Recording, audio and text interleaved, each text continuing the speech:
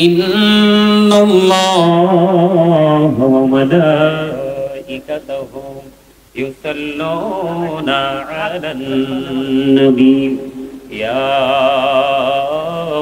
আইয়ুহাল্লাযীনা আমানু সাল্লু আলাইহি ওয়া সাল্লিমু তাসলিমা আল্লাহুম্মা সাল্লি আলা সাইয়্যিদিনা মুহাম্মদ ওয়া আলা আলি সাইয়্যিদিনা মাওলানা মুহাম্মদ উড়ি যারে রাতের হাওয়া যাও রে সোনার মদিনায় উড়ি যারে বাংলার হাওয়া যাও রে সোনার মদিনায় এই মজলিসের সালাম খানি পৌঁছে দিও নবীদের পাকের আওয়াজ আল্লাহুম্মা সাল্লি আলা মুহাম্মাদে মাওলানা মুহাম্মদ ওয়া আলা আলি সাইয়্যিদিনা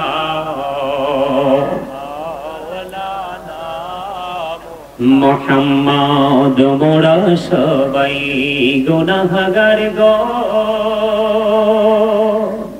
ও দয়াল এসেছি আপনার দরবারে জড় সিলাই সৃষ্টি করছেন মাফ করেন তার খাতিরে আল্লাহুম্মা সাল্লি আলা সাইয়্যিদিনা মাওলানা মুহাম্মদে মুহাম্মদ ওয়া আলা আলি সাইয়্যিদিনা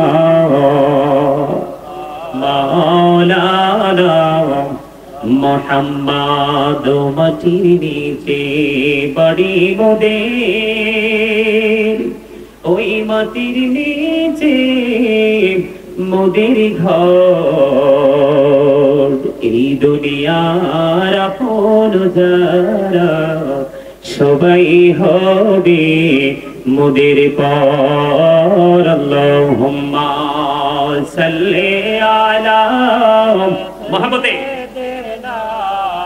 মাওলানা মুহাম্মদ ওয়া আলা আলি সাইয়্যিদিনা মাওলানা মুহাম্মদ নবী গো আপনার ভালোবাসায় জীবনের গৌরব ঝরে যায় নবী গো আপনার ভালোবাসায় জন্নত নসিব হয়ে যায় আল্লাহুম্মা মুহাম্মদে মাওলানা মুহাম্মদ ওয়া আলা আলি সাইয়্যিদিনা মাওলানা মুহাম্মদ লা ইলাহা ইল্লাল্লাহ লা ইলাহা মুহাম্মদে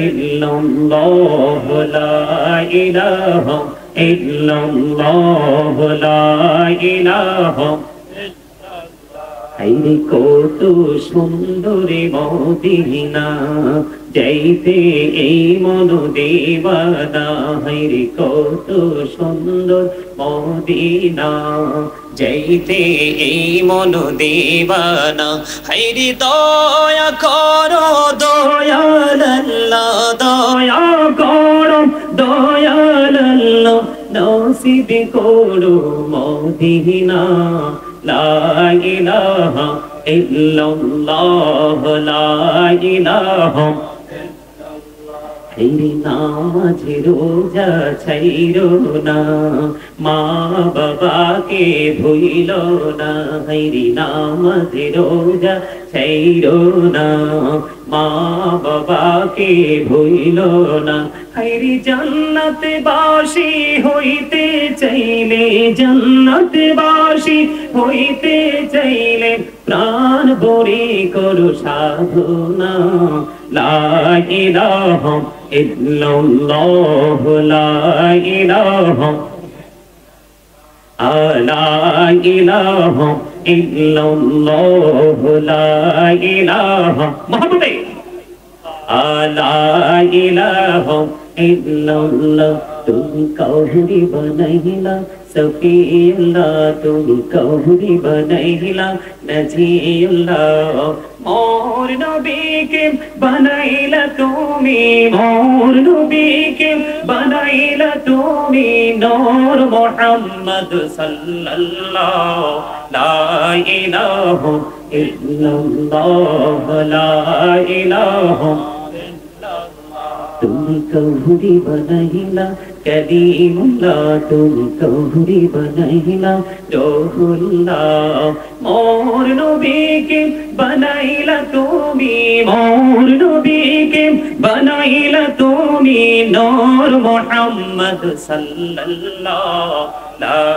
इलाहा इल्लल्लाह ला इलाहा भाईजान बोलना को तुरी मोतीना इबिने जाबो जानी ना हायरी दया करो दयाल अल्लाह दया करो दयाल अल्लाह नगो सोनार मदीना ला इलाहा इल्लल्लाह ला इलाहा ला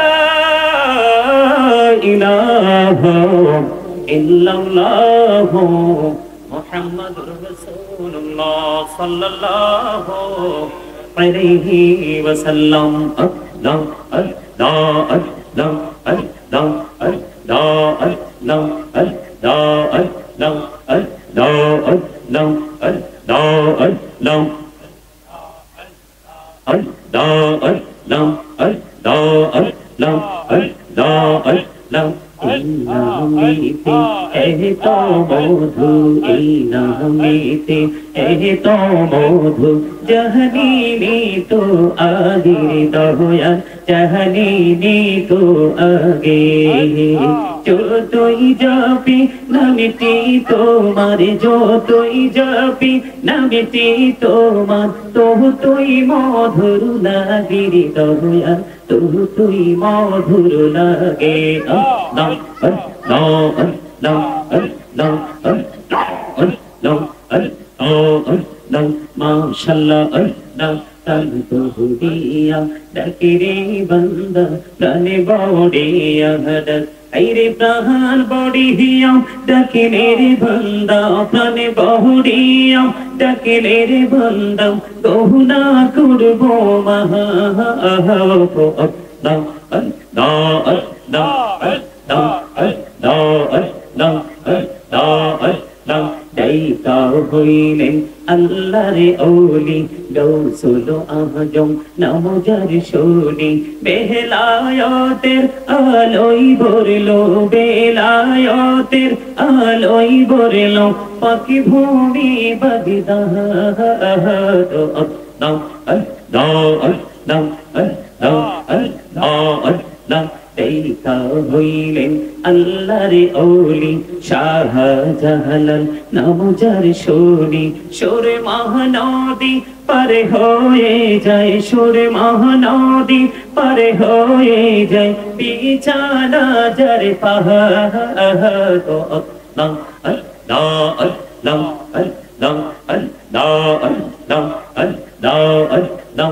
আল্লাহ আল্লাহ জীবন গড়িয়া করছি রে গোনা জীবন গড়িয়া করছি রে গোনা ক্ষমা করে দাও রে দয়াল ক্ষমা করে দাও আইরে গোনা গোলে ক্ষমা করিয়া গোনা গোলে ক্ষমা করিয়া কবুল করে নাও রে দয়াল কবুল করে নাও আল্লাহ আল্লাহ আল্লাহ আল্লাহ আল্লাহ আল্লাহ আল্লাহ আল্লাহ আপন করে নাও গো দয়াল তিন করিও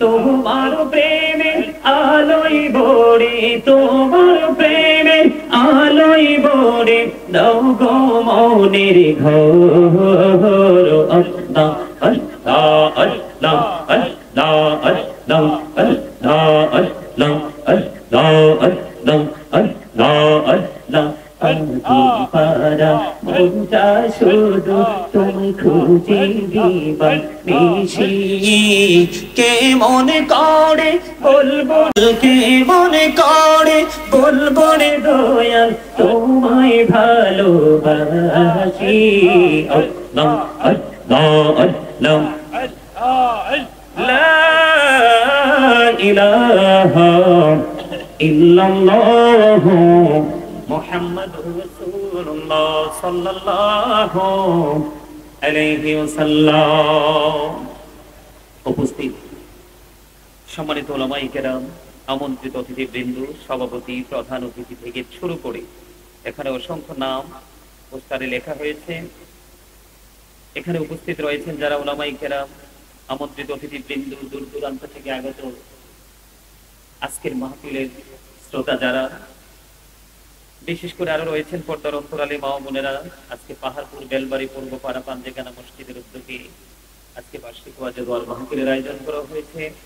যারা টাকা দিয়ে, পয়সা দিয়ে, অর্থ দিয়ে, বুদ্ধি দিয়ে, শ্রম দিয়ে, সার্বিক সহযোগিতার মাধ্যমে আজকের এই জান্নাতের বাগান সাজিয়েছেন, সকলের কদমে আমার সালাম। আসসালামু আলাইকুম ওয়া রাহমাতুল্লাহি ওয়া বারাকাতুহু।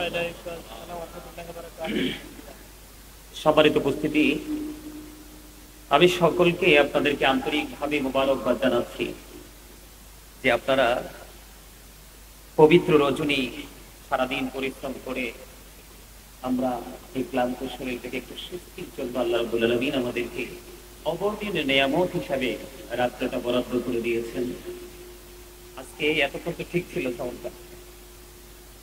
আমরা আজকের এই আরামদায়ক ঘুমকে বর্জন করে আমাদের আরো অনেকের অনেক ধরনের কাজ থাকতে পারে, আমরা আমাদের সবকিছুকে বর্জন করে আজকের এই জান্নাতের বাগানে উপস্থিত হয়েছি এবং আল্লাহর হাবিবের শানে কয়েক মন্তব্য দরুদ সালাম আল্লাহর জিকির করেছি। আল্লাহ রাব্বুল আলামিন দরুদ এবং জিকির করার তৌফিক দিয়েছেন, সেই শুকরিয়া সকলে একবার আলহামদুলিল্লাহ। সম্মানিত উপস্থিতি, মাহফিল কখনো আপন পর হয় না, মাহফিল কখনো আপন পর হয় না। কোরআন হাদিসের কথাগুলো কখনো কাছে এবং দূরের হয় না। প্রত্যেকটা জিনিস তার ধারাবাহিক গতিতেই কিন্তু বিরামহীনভাবে চলতে থাকে, এটাই কিন্তু চরম বাস্তবতা। আপনার আমার উপার্জন যেমনই থাকুক না কেন, আমার জীবন কিন্তু থেমে নেই, আপনার জীবনও কিন্তু থেমে নেই। ফ্যামিলি পরিবার পরিচালনা করা সেটাও কিন্তু থেমে নেই। সম্মানিত উপস্থিতি, আফসোস লাগে আমার গ্রামের মানুষ, আমার পাড়ার মানুষ, আমাদের এই ভৈরবপুর পাহাড়পুর আশপাশে মানুষের তো কমতি নেই, কিন্তু অত্যন্ত দুঃখজনক ভাবে বলতে হয়, যেটা আমি প্রতিনিয়ত অন্যান্য জায়গায় বলে থাকি, আমার গ্রামের মানুষ কি আজরাইল আসলে আজরাইলকে টাকা দিয়ে আবার রিটার্ন ফিরিয়ে দিতে পারবে? কথা বলেন। আমি আপনাদেরকে করজোরে মিনতি করে বলছি, আপনারা সকলে একটু জবান খুলে কথা বলবেন। কেন জানেন? এই জান্নাতের বাগানে অনেক মুসল্লিরাই আসবে, কিন্তু তারা এখান থেকে সফলতা অর্জন করে যেতে পারবে না। কেন জানেন? দুটো কারণে। একটা হচ্ছে অহংকার, আরেকটা হচ্ছে কৃপণতা। এই দুটো টিম, দুটো দলকে কিন্তু আল্লাহ রাব্বুল আলামিন কি করেন? ভালো বাসেন না, পছন্দ করেন না। কৃপণতা আল্লাহ একেবারে পছন্দ করেন, আর অহংকার তো একমাত্র আল্লাহর সাথে। কার? আরে কথা বলেন না, কার? যিনি স্রষ্টা, যাকে বলা হয় there is no God but Allah, লা ইলাহা ইল্লাল্লাহ। সম্মানিত উপস্থিতি, আমার দিকে তাকান। আপনারা, আমি আপনাদের গ্রামের ছেলে বলে কথাগুলোকে কিন্তু উড়িয়ে দিয়ে না। আমি আপনাদের কাছে এসেছি আজকে অনেকগুলো কথা বলার জন্য, কারণ সারাটা জীবনই মানুষের কাছে কাছে ঘুরে ঘুরে বলেছি। আজকে সিদ্ধান্ত নিয়েছি আমি আমার ঘরের খুবই কাছের মানুষগুলোর কাছে কিছু কথা বলবো। এমনও তো হতে পারে যে আজকের কথার কারণে তাদের জীবনে এক অবর্ণনীয় পরিবর্তন আসতে পারে। পারে কি পারে না? কথা বলেন না, পারে কি পারে না? কারণ শ্রেষ্ঠ কৌশলের মালিককে, আল্লাহু খায়রুল মাকিরিন, শ্রেষ্ঠ ক্ষমতার মালিক, কৌশলের মালিক কে? আল্লাহ। আল্লাহ চাইলে আপনার আমার মধ্যে নিয়ামতটি পরিপূর্ণ করে দিতে পারে, তবে আপনাকে আমাকে নিয়ামতের পথে হাঁটতে হবে। কি করতে হবে? আমি দুরূদ পড়েছি, আপনারা অনেকেই কিন্তু উদাসীনতার মধ্যে ছিলেন, আবার অনেকেই প্রাণ ভরে প্রাণ উদ্ধার করে দুরূদ পড়েছেন। দুরূদ is the most excellent prayer Muslim religion. ধর্মাবলম্বীদের জন্য গুরুত্বপূর্ণ এক মহা ইবাদত হলো নবীর প্রেমের দুরূদ। যেই দুরূদ ছাড়া নামাজ পর্যন্ত আল্লাহর দরবারে পৌঁছে না। আপনি কিভাবে নেবেন সেই দুরূদকে? সম্মানিত উপস্থিতি, হযরতে আনাস রাদিয়াল্লাহু তাআলা আনহু থেকে হাদিস বর্ণিত, হাদিসখানা এসেছে দাইলামি শরীফের মধ্যে। আমার নবী, আপনার নবী, দু জাহানের বাদশা নবী সরকারে মদিনা, তিনি জানিয়ে দিয়েছে, উম্মতগুলোকে জানিয়ে দিয়েছে, উম্মত প্রতিদিন পৃথিবীর বুকে কেউ যদি আমি নবীকে ভালোবেসে, রাসূলকে ভালোবেসে কেউ যদি প্রতিদিন মাত্র 1000 বার দুরূদ পড়তে পারে, সে জান্নাত না দেখা পর্যন্ত তার মরণ হবে না। কি মনে করেছেন আপনি? প্রতিদিন মাত্র 1000 বার। কতবার? কাকা বসে দাঁড়াইছেন কেন? স্টেজে চলে আসেন, না হয় দর্শক সারিতে বসেন। কাকা এখানে স্পেশালি আপ্যায়ন করার কিন্তু কোনো, আরে হান্নান ভাই বসেন না, আসেন আসেন। আমি আপনাদেরকে কি বলি, আপনারা কি আমার কথাগুলো একটু শুনবেন? শুনতে হলে আপনাদেরকে, আজকে কিন্তু আমাকে আপনাদের এলাকার ছেলে বলে সম্বোধন করলে হবে না। আজকে আমি যতক্ষণ থাকবো আপনাদের টিচার হিসাবে যদি মনে করতে পারেন, তাহলে এখান থেকে কিছু নিতে পারবেন। এখানে আমার বাবাও আছে, আমার বাবাও কিন্তু আজকে আমার সাথে আসছে। বাবা, চাচা, এখানে যারা আছেন, ওই যে আমার নানা, এই যে ওমর আমার ক্লাসমেট, আমরা এখানে সবাই সবার কাছাকাছি, তাই না? তো যেহেতু আপনারা আমাকে ইনভাইট করেছেন, আমি কিছু কথা বলবো, কিছু সময়ের জন্য আমি আপনাদের টিচার হিসাবে কথা বলবো। আপনারা সবাই আমার স্টুডেন্ট হতে পারবেন, তাহলে এখান থেকে কিছু নিয়ে যেতে পারবেন। আর আপনি যদি বলেন হামসে বড় কোন হে, এখান থেকে কিছু নিতে পারবেন না, তার মানে আপনার মধ্যে কি আছে? প্রাউড ফিল করার যে মানসিকতা, সেটা চলে আসছে, অহংকার চলে আসছে। Allah does it like the proud. আল্লাহ অহংকারীকে পছন্দ করেন না। হাদিস শরীফের মধ্যে এসেছে, আমার দিকে তাকান, হাদিস শরীফের মধ্যে এসেছে, আল্লাহর হাবিব সরকারে মদিনা বলেছে, যারা অহংকারী, যারা কি অহংকারী, যারা প্রাউড ফিল করে, অলওয়েজ কন্টিনিউয়াসলি যারা প্রাউড ফিল করে চলাফেরা করে, আল্লাহ রাব্বুল আলামিন তাদেরকে কাল কিয়ামতের দিন যেই পিপিলিকা আমরা দেখিও না, পায়ের নিচে পড়ে পিষ্ট হয়ে যায়, ওই রকম পিপিলিকার মতো আকৃতি করে ওই অহংকারীদেরকে একত্রিত করবে, তার চারপাশে অপমান ঘিরে ফেলবে, বাউলাস নামক জাহান্নামের দিকে তাকে টেনে হেঁচড়ে নিয়ে যাবে। নাউযুবিল্লাহ বলেন না, আওয়াজ তুলে। তাহলে অহংকার কেমন জিনিস জানেন? চুলার মুখ কিন্তু ছোট। আপনার বাড়িতে কিন্তু দীর্ঘ 6 মাস আপনি পরিশ্রম করে অনেক বড় স্তূপ দিয়েছেন লাকড়ি, কিন্তু চুলার কাছে গেলেই কিন্তু এক নিমিষেই ঠিক আপনার জীবনের সমস্ত আমলকে ধ্বংস করে দিবে অহংকার। এই জায়গাটাতে বসার পরে আপনি একবারে ফ্রি, আপনি মনে করতে হবে আই এম জিরো, আমি কিছুই না, আমার কাছে কিছুই নেই, আমি একেবারে শূন্য একজন মানুষ। তাহলে আপনি এখান থেকে বের হবেন ভীরু হয়ে। আর আপনি যদি মনে করেন আমি অনেক বড় কিছু, আমার বাড়িতে বিল্ডিং আছে, দুটো ছেলে বিদেশে আছে, অনেক টাকা পয়সা আছে, আমি অনেক কিছু আর্ন করতে পেরেছি, আমি আজকে আপনাদের জন্য টপিকস আকারে 3টি বিষয় নিয়ে আলোচনা করব। কয়টি? এই বিষয়টা কিন্তু আমার আলোচনার আওতায় নয়, আমার বিষয়ের আওতায় নয়। আমি শুধু আপনাদেরকে একটু অ্যাক্টিভ করার জন্য, আরেকটু মোটিফাই করার জন্য আপনাদের সামনে এই কথাগুলো বলা। সম্মানিত উপস্থিতি, আমি আপনাদেরকে কি বলতে চাই, আপনারা একটু মন দিয়ে শোনেন। আমাদেরকে কি বানানো হবে? অহংকারীদেরকে পিপিলিকা বানানো হবে। কি বানানো হবে? পিপিলিকা তো বানানো হবে। অপমান কিন্তু তাকে চারপাশে ঘিরে ফেলবে, জাহান্নামের দিকে তাকে টেনে হেঁচড়ে নিয়ে যাওয়া হবে। অথচ মানুষ কিন্তু অত্যন্ত দামি। ঠিক কথা বলে না? সূরা 3-এ আল্লাহ রাব্বুল আলামিন বলেছেন, আল্লাহ মানুষকে সুন্দর করে সৃষ্টি করেছেন। লাকাদ খালাকনাল ইনসানা ফি আহসানি তাকবীর। কথা বলেন না কেন? আর জোরে বিউটিফুল শেপ, মানুষের গঠন প্রণালী অত্যন্ত চমৎকার। আরো বড় মজার বিষয় হলো সম্মানিত উপস্থিতি, কোরআন শরীফের 30 পারা সূরা ইনফিতরের মধ্যে আল্লাহ রাব্বুল আলামিন একবার স্পষ্ট করে বলে দিয়েছেন, ফি আই সূরাতিন মা শাআ রাক্কাবাক। ওমা আল্লাহ বলেন না, আর জুড়ে আল্লাহ বলেছেন আল্লাহ ক্রিয়েটেড দ্য মাইন্ড। আল্লাহ বলেছেন আল্লাহর মন মতো করে আপনাকে আমাকে বানিয়েছে। বুকে হাত দিয়ে বলেন তো, আপনি আমি কি আল্লাহর মন মতো হতে চলতে পেরেছি? কেন প্রতিবন্ধকতা কেন সৃষ্টি হলো? তার কারণ আমাদেরকে আল্লাহ রাব্বুল আলামিন বলেছেন remember me then I will remember you. আল্লাহ রাব্বুল আলামিন বলেছেন তাযকুরুনি আযকুরুকুম, তোমরা আমাকে স্মরণ করো আমি তোমাদেরকে স্মরণ করব। আল্লাহ রাব্বুল আলামিন আপনাকে আমাকে বলেছে আল্লাহর জিকির করার জন্য, কিন্তু আমরা আল্লাহর জিকির বাদ দিয়ে আমরা করছি দুনিয়ার জিকির। ঠিক তো বলতে পারেন না? আরে আরো জোরে, আরো জোরে শুনেন। আমার বাগদাদি মুর্শিদ কেবলার ওয়াজ একটু করা লাগে। ওয়াজটাই কেমন জানেন? বাগদাদি মুর্শিদ কেবলা সবসময় একটা আলোচনা বেশি করতেন। সম্মানিত উপস্থিতি, আপনি আমি আমরা প্রত্যেকে কিন্তু ডবল পার্সন, আমরা কেউ কিন্তু সিঙ্গেল নই। একটা হচ্ছে আপনার দেহ, যেটাকে আল্লাহ রাব্বুল আলামিন পবিত্র কালামে হাকিমে কখনো কখনো বলেছেন ইয়া আইয়ুহান নাস, আবার কখনো বলেছেন ইয়া আইয়ুহাল ইনসান। ইংলিশে আমরা কখনো বলি ম্যান অথবা কখনো বলি পার্সন। এটা হলো কোন মানুষ? এই মাথা থেকে পা পর্যন্ত বডি স্ট্রাকচারটা, এটা হলো একটা মানুষ। এই মানুষটা কিন্তু আসলে নকল মানুষ, ফেক যেটাকে আমরা বলি। এটার কিন্তু একটু কোনো মূল্য নেই। এই মানুষটার ভিতরে আরেকটা মানুষ আছে, যেটাকে ইংলিশে বলা হয় সোল, আরবিতে বলা হয় রূহ, বাংলাতে বলা হয় আত্মা। আল্লাহ বলেছেন say the soul is the order of my Lord.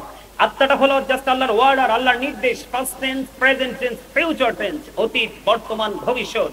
একদিন ছিলাম না, আজকে আছি, আরেকদিন থাকবো না। এই থাকাটা না থাকাটার মধ্যে পার্থক্যটা হলো যখন দেহের মধ্যে রুহুটা এসেছে তখনই আপনি আমি মানুষ রূপে পৃথিবীতে, মায়ের উদর থেকে মায়ের কলিজা ছেড়ে পৃথিবীতে এসেছি। আসার পরে 7 দিন, কয়দিন?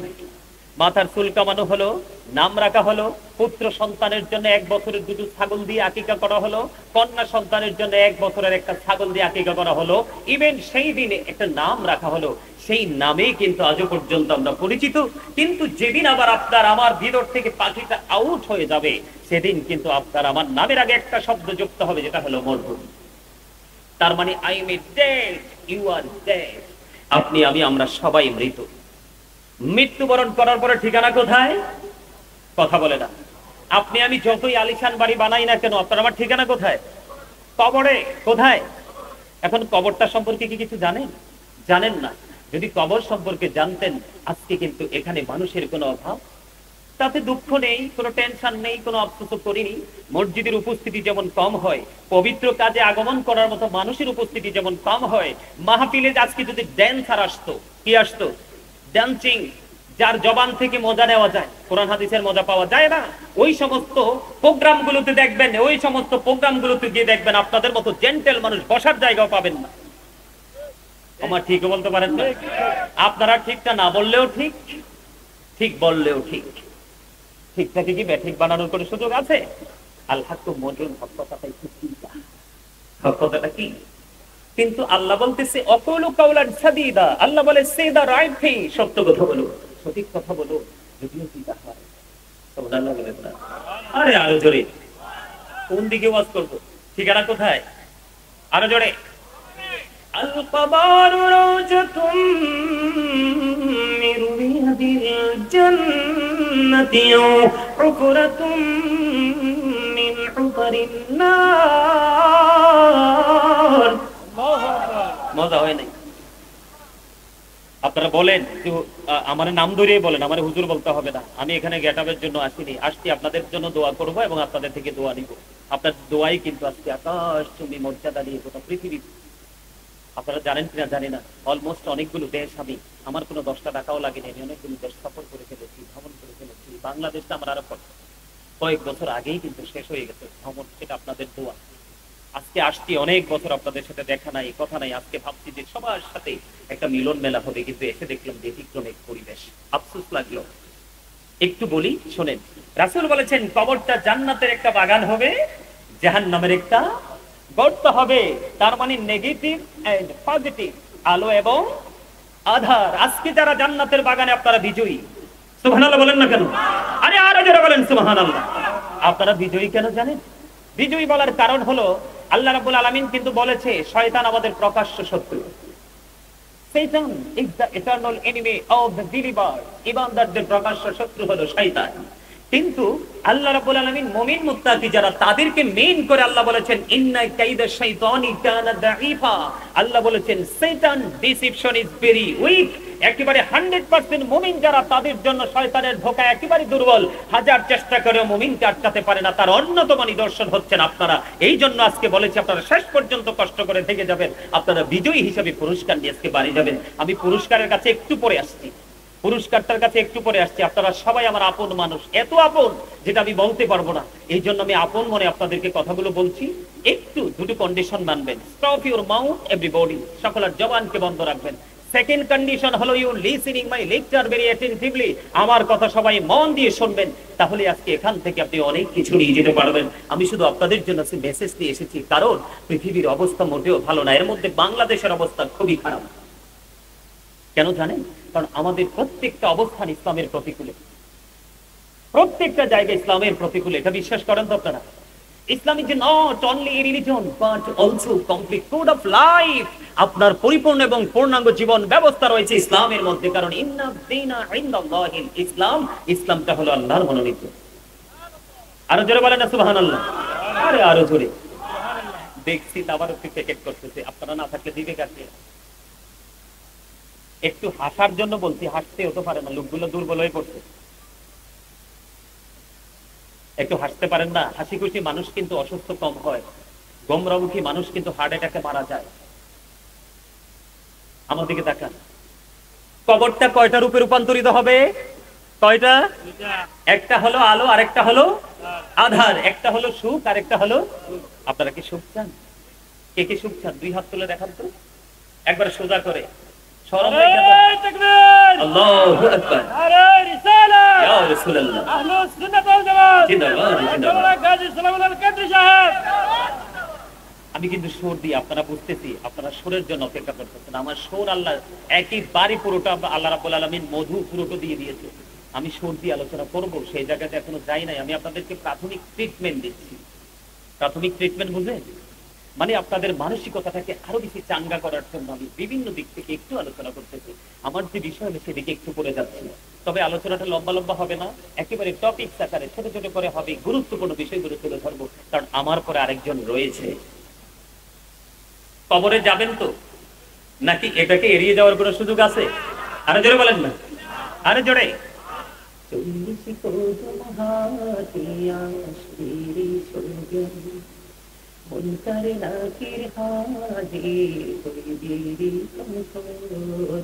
ঘুমটা খুলিয়া সওয়াল ও ও মুসলিম ভাই, ঘুমটা খুলিয়া সওয়াল করিবেন তখন, 40 কদম হাঁটিয়া আসবে সজন। কি সওয়ালের কি জবাব হইতে যে পারে, সময় থাকিতে অমর জানিও তারে, অমর জানিও তারে। বাস্তব কথা না? কথা বলেন না? এই পৃথিবীতে তো আমরা আমাদের ক্ষমতা দিয়ে, টাকা দিয়ে, পয়সা দিয়ে, বিভিন্ন কৌশল করে সত্যকে মিথ্যা, মিথ্যাকে সত্য বলে আমরা রূপান্তরিত করে চালিয়ে দিতে পারি না? কিন্তু কবরটা হবে পুরো ব্যতিক্রম। দুটো রূপে রূপান্তরিত হবে, একটা হলো আলো, আরেকটা হলো আধার। একবারে সিম্পল ভাবে বলি, যাদের কবরটা আধার হবে, কবরে যাইতে দেরি বিভিন্ন প্রশ্ন করা হবে, সে কিন্তু অন্যদের মতো কথা বলবে। সে নিজের থেকে যে ইমানি দায়িত্ব নিয়ে, ইমানি চেতনা থেকে উত্তর সে দিতে পারবে না। হাদিস শরীফের মধ্যে এসছে, আল্লাহ রাসূল বলেছেন, মাটিকে আল্লাহ সঙ্গে সঙ্গে বলবে, মাটি তুমি তাকে চাপ দাও। মাটিটাকে চাপ দেবে। আল্লাহ রাসূল বলেছেন, মাটি যখন তাকে চাপ দিবে, চাপের সঙ্গে সঙ্গে তার একটা হাড় থেকে আরেকটা হাড়ের ভিতরে ঢুকে যাবে। দুঃখজনক হলেও সত্য, আল্লাহ বলেছেন, লা ইয়ামুতু, people will not die this day. সেদিন মানুষ মরতে পারবে না। আল্লাহ বলেছেন, ফিহা ওয়ালা ইয়াহইয়া, people will not be able to live that day. সেদিন মানুষ বাঁচতেও পারবে না। আল্লাহ বলেছেন অমাহুমান হাবি গায়বিন, people will not be able to escape that day. মানুষ সেখান থেকে পালাতেও পারবে না, বাঁচার সুযোগ নাই, মরার সুযোগ নাই, পালাবার সুযোগ নাই। এত ভয়ঙ্কর পরিবেশ, কি করবেন তখন? আরো সবচেয়ে বড় লজ্জাস্কর বিষয় হচ্ছে আল্লাহ কি বলেছে জানেন? وَإِذَا الْقُبُورُ بُعْثِرَتْ عَلِمَتْ نَفْسٌ مَا قَدَّمَتْ وَأَخَّرَتْ। জোরে জোরে বলেন আল্লাহু আকবার। আল্লাহ বলে বন্ধু বান্দা প্রস্তুতি নিয়ে আসো, কি নিয়ে আসো? প্রিপারেশনটা নিয়ে আসো। আল্লাহ কি ধরনের প্রিপারেশন নিয়ে আসবো? আল্লাহ রাব্বুল আলামিন বলেছে কবরটা আমি যখন ওপেন করে দিব, কবর যখন ওপেন হয়ে যাবে, আপনি আমি আমরা প্রত্যেকেই কে কি করেছি আর কি করেনি সেটা ওপেন হয়ে যাবে। আপনার আমার সামনে প্র্যাকটিক্যাল থাকবে, কিছু এড়িয়ে যেতে পারলাম না। আরো জোরে বলেন, এড়িয়ে যাওয়ার সুযোগ আছে? কথা বলেন না, কোনো সুযোগ নেই। আমি খাবার নিয়ে পরে আলোচনা করব, একেবারে পরে যাবার আগে, যে যারা কবরটা জাহান্নাম হয়ে যাবে তাদের জন্য আল্লাহ কি ধরনের খাবার বরাদ্দ করে রেখেছেন, আর যারা জান্নাতি তাদের জন্য কবর খাবারটা কেমন রেখেছেন। যেটা বলতে চেয়েছিলাম, তখন তার কি হয়ে যাবে, হাড়ের মধ্যে একটা হাড়ের মধ্যে আরেকটা হাড় ঢুকে যাবে, কিন্তু সে মরতেও পারবে না, বাঁচতেও পারবে না, পালাতেও পারবে না। আর যিনির কবরটা আলোকিত হয়ে যাবে, আল্লাহ রাসূল বলেছেন আল্লাহ রাব্বুল আলামিন অর্ডার করবে, গায়েব থেকে আওয়াজ আসবে, কবরটাকে বলা হবে কবর তুমি দৈর্ঘ্য এবং প্রস্থে 70 গুণ চওড়া হয়ে যাও। কবরটার সঙ্গে সঙ্গে দৈর্ঘ্য এবং প্রস্থে 70 গুণ চওড়া হয়ে যাবে। সে বলবে যে ফেরেশতারা যখন তার কাছে আসবে, মানে এটা আমাদের মধ্য থেকে কেউ না কেউ হবে আল্লাহর প্রিয় দিদার প্রাপ্ত বান্দা, সে কি বলবে জানেন? কয় আমার আরেকবার আমার এই পৃথিবীতে ফিরে যাওয়ার সুযোগ করে দাও না। কয় না, সুযোগ তো আর নাই। তো তুমি কেন যেতে চাও? জানি যার জান্নাত আর কি, দেখেন তার জন্য কবরটাও কত নিয়ামত, ফিউচারটাও তার জন্য একেবারে 100% ব্রাইটনেস হয়ে গেছে। কারণ সে তার মনে সবসময় একটা প্রত্যাশা ছিল, যে যাই বলো ভাই আমি আমার সোনার হরিণ চাই, আমি পৃথিবীতে যেমন ভাবে কাটাই না কেন কিন্তু আমি ওপারে যেন ভালো থাকি। এটা কিন্তু মুমিন সবসময় চিন্তা করে। এখন ওনাকে উনি বলতেছে যে আমাকে আবার পৃথিবীতে ফিরে যেতে দাও না। তো কেন? কয় আমার আপন স্বজন কান্দে, তার সাথে একটু দেখা করব। কয় না, তোমার আর ফিরে যাওয়ার কোনো সুযোগ নেই, বরং তো তুমি আজকে নতুন পরের মতো ঘুমিয়ে যাও, যেদিন তোমার মালিক ডাকবে সেদিনই তুমি আবার জেগে উঠবে। আপনি জানেন আজকের এই জান্নাতের বাগান কত বড় নিয়ামত? এই আজকে আপনাদের এটা এই আচার পাশ আজকে রহমতের ফেরেশতারা বেষ্টনী দিয়ে রেখেছে। আপনারা যারা আসতেছেন তাদেরকে হালাল সাহালান জানাচ্ছেন। আল্লাহ যে কি কইতেছে একটু করে আইতেছে, আল্লাহ জি কি বলতেছে, আপনাকে আমাকে নিয়েছে আল্লাহ জি কি করতেছে, সেটা আমি রেফারেন্স দিয়ে দলিল দিয়ে আপনাদের সামনে কথা বলবো। আপনারা কি আমার কথাটা বুঝতে পারছেন? আমরা কি আলো চাই না আধার চাই? আরো জোরে, আমরা ক্ষণস্থায়ী আলো চাই নাকি চিরস্থায়ী ভাবে? তো চিরস্থায়ী ভাবে যদি আমরা আলো চাই, তাহলে আমাদের জীবনে একটা জিনিসকে আইডেন্টিফাই করতে হবে। কয়টা জিনিস? আল্লাহ পবিত্র কালামে হাকিমে বলেছেন ইন্নামা ইয়াখশাল্লাহা মিন ইবাদিহিল উলামা। আল্লাহ রাব্বুল আলামিন বলেছে পৃথিবীতে আল্লাহর যে বান্দা আছে, বান্দার মধ্যে সবচেয়ে বেশি আল্লাহকে ভয় করে হক্কানি আলেমরা। আল্লাহ কয় হুজুর এখন আমাদের কি করতে হবে? আপনাদেরকে হক্কানি আলেমদের সাথে প্রেম করতে হবে। কি করতে হবে? কথা কয় আরো জোরে। আরে আচ্ছা আপনারা বলেন তো, খাবারে লবণ না দিলে কি খাওয়া যায়? কেন? মজা হয় না। Absolutely right answer. লবণ না দিলে যেমনি খাবার মজা হয় না, ঠিক তেমনি প্রেম ছাড়াও কিন্তু কখনো আমল মজা লাগে না। আপনি আমল করার আগে প্রেমের বাজারে ঢুকবেন, কারণ লবণ ছাড়া খাবার স্বাদ হয় না, প্রেম ছাড়া আমল মজা লাগে না। আর আমল মজা না লাগলে আপনাকে আমি জোর করে জীবনে আমলে বসাতে পারবো না। এই জন্য আপনাকে আগে প্রেমের বাজারে ঢুকতে হবে। আল্লাহ বলতেছে join with my dear people, come to my paradise. আল্লাহ বলতেছেন ফাদখুলি ফি ইবাদি ওয়াদখুলি জান্নাতি। আল্লাহ বলতেছে আমার প্রিয় লোকদের সাথে যুক্ত হও আর আমার জান্নাতে চলে আসো। সুবহানাল্লাহ। আরে আরো জোরে, সুবহানাল্লাহ, আরো জোরে, আরো জোরে, আরো জোরে। বারবার কেন বলি? যখন আমি ওই মসজিদ সংক্রান্ত বিষয়, আমার যে বিষয়গুলো সেই বিষয় নিয়ে আলোচনা করবো, সেই দিকে আমি বলার জন্য প্রস্তুত ছিলাম। তবে আরেকটু পরে বলবো। সম্মানিত উপস্থিতি, আমি আপনাদেরকে বলতে চাই, এই যে দুরূদ নিয়ে একটা হাদিস শরীফ বললাম, প্রতিদিন আপনি আমি 1000 বার দুরূদ পড়লে জান্নাত দেখে মরতে পারবো। কে বলেছে? রাসূল বলেছে। কে বলেছে? এটাকে সত্য বলে আখ্যায়িত করেছে ইহুদিরা। তারা বলবো কিভাবে বলেছে ওরা? ওরা এটাকে সত্য বলে আখ্যায়িত করেছে। হযরত মুহাম্মদ সাল্লাল্লাহু আলাইহি সাল্লাম was born in Arab country. His father's name was Abdullah. His mother's name was Amina. His father died before he was born. He lost his mother in his childhood. He was very truthful. আপনার আমার নবী ছিলেন শ্রেষ্ঠ সত্যবাদী। আওয়াজ করে বলেন না সুবহানাল্লাহ।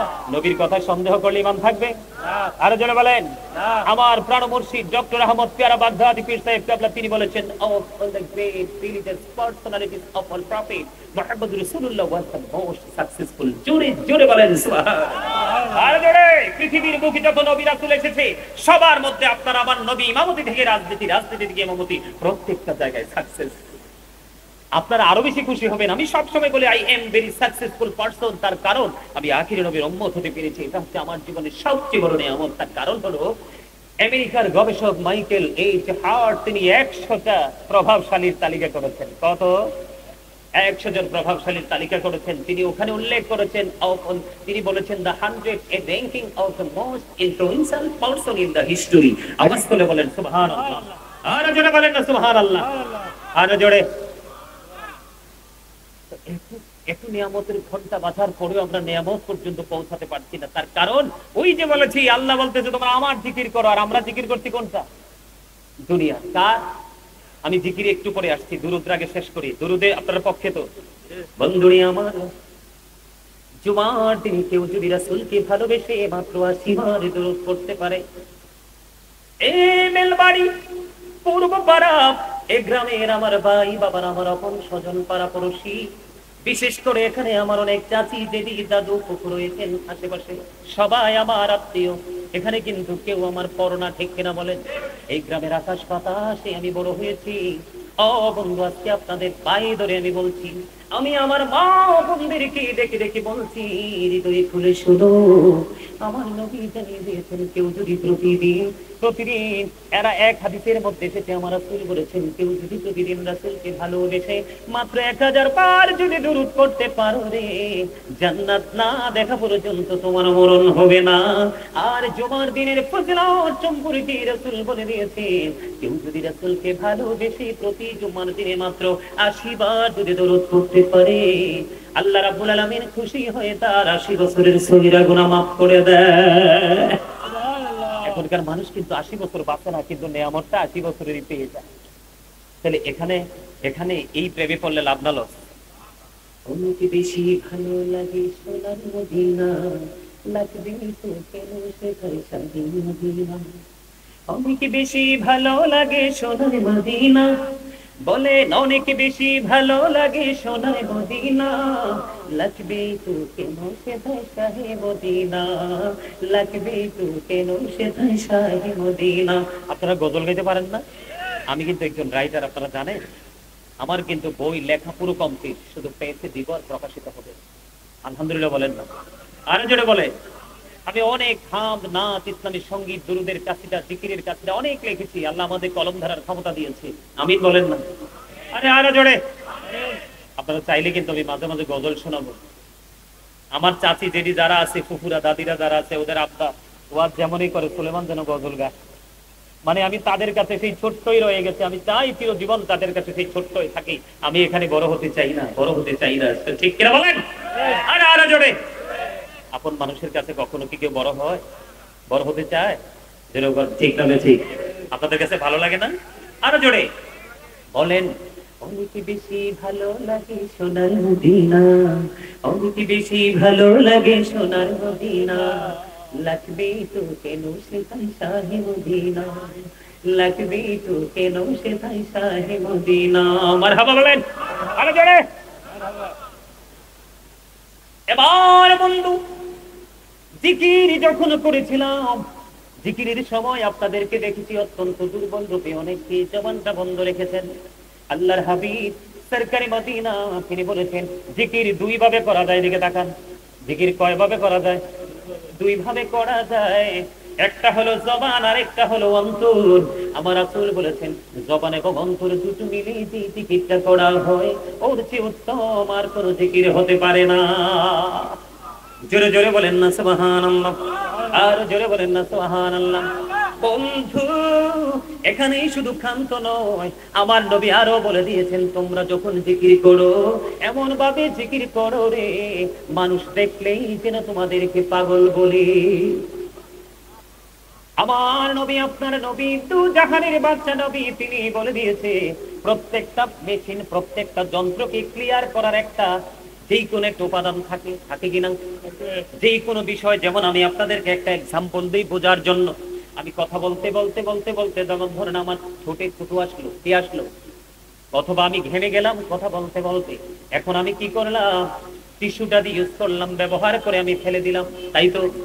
বন্ধু, আমার নবী বলে দিয়েছে মানুষের মনের ঘরে যখন ময়লা জমে, মালিকের জিকির যখন করে ওই জিকিরের কারণে মানুষের মনের ময়লা পরিষ্কার হয়ে যায়।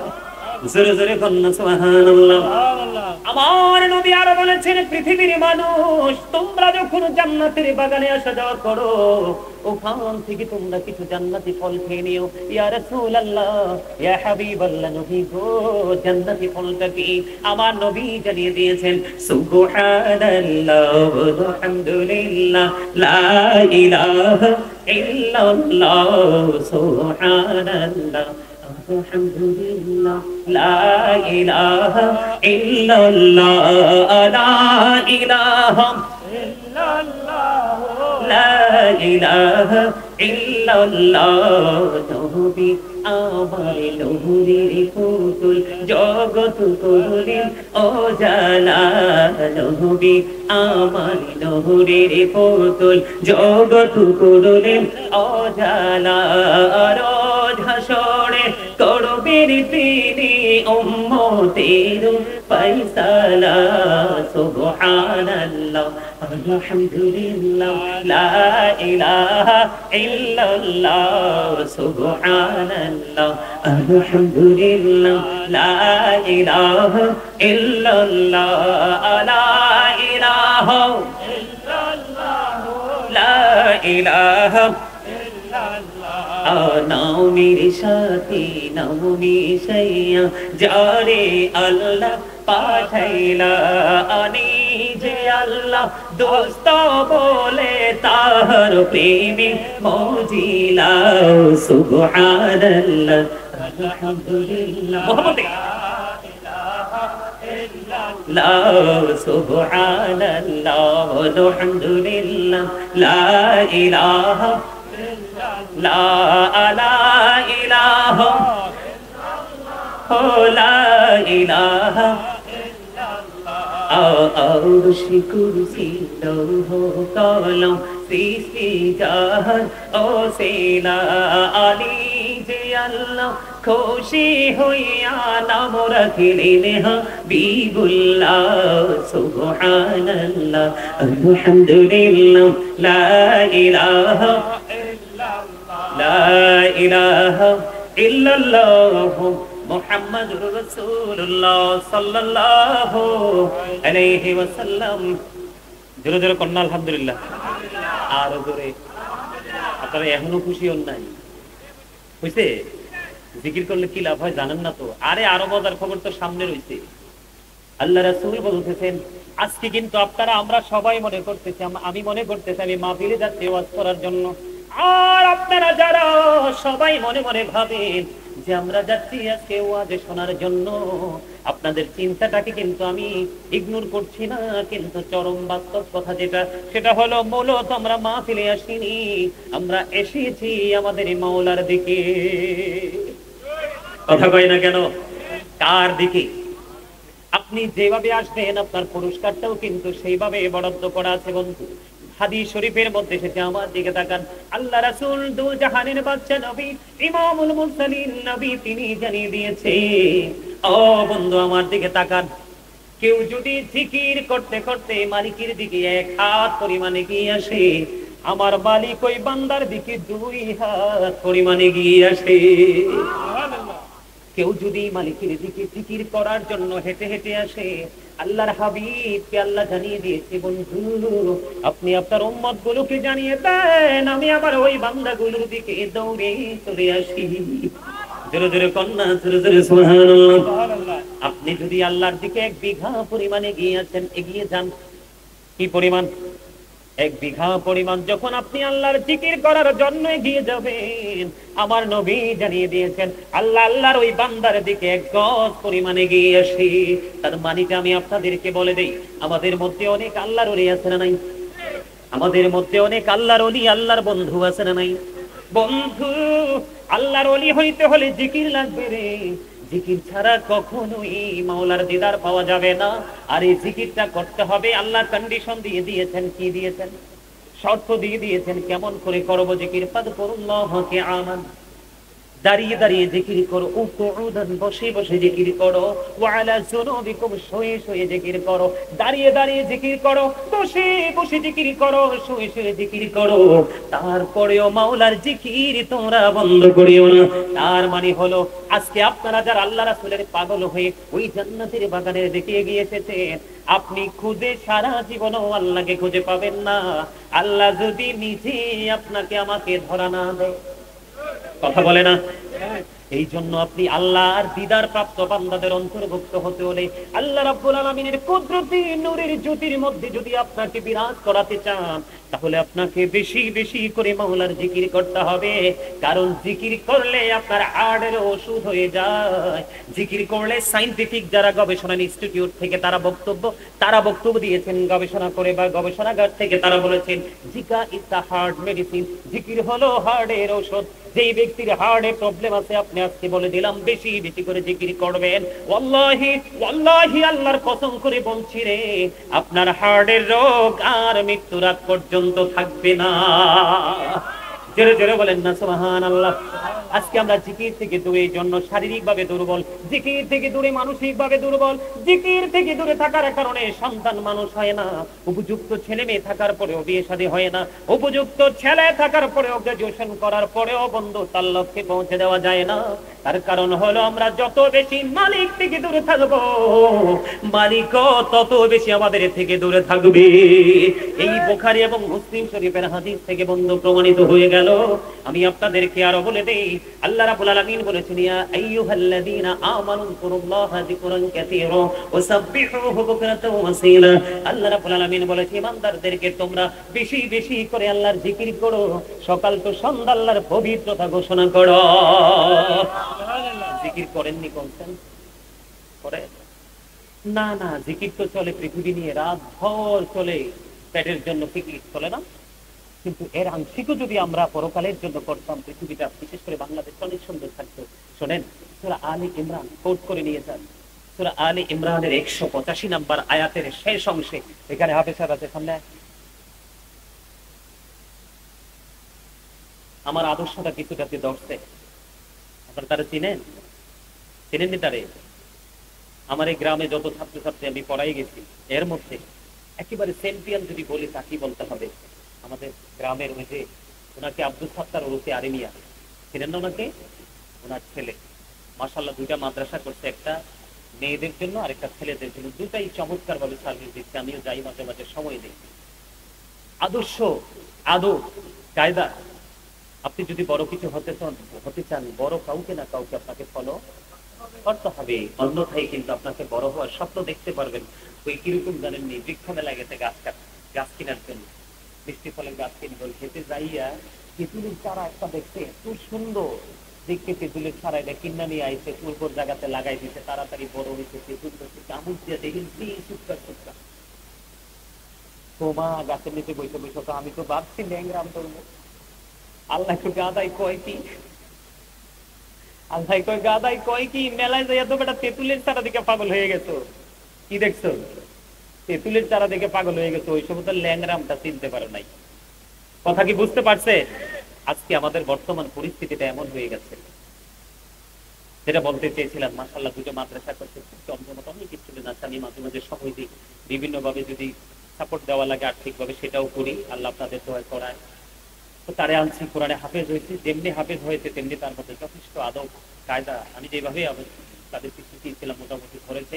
আমি তার জন্য দোয়া করি। আর আপনারা দেখবেন আল্লাহ যদি বাস আজকে আপনাদের সামনে বললাম, একদিন অনেক বড় একটা জায়গা যাবে। আমিন বলেন না? আরে আরো জোরে বলেন না? আমরা আসলে কিন্তু কাছের মানুষকে ভালোবাসতে জানি না, বিধাই কিন্তু আমাদের একটু সমস্যা আছে। কথা বলে না? আছে না? তো যেটা বলতে চাইছিলাম হাফিজ সাহেবের সামনে আনছি, হাফিজ সাহেব ভুল হইলে কিন্তু বইলা দিয়ে না পারে, ভুল ত্রুটি হইতে পারে, বলের উঠতে কেউ না। কোরআন শরীফ সূরা আলে ইমরানের 185 নম্বর আয়াতের শেষ অংশে আল্লাহ বলেছেন, অমাল হায়াতুদ দুনিয়া ইল্লা মাতাউল গুরুর। এই দুনিয়ার জীবনটা, এই জিন্দেগিটা একটা ধোঁকা, এটা একটা প্রতারণা।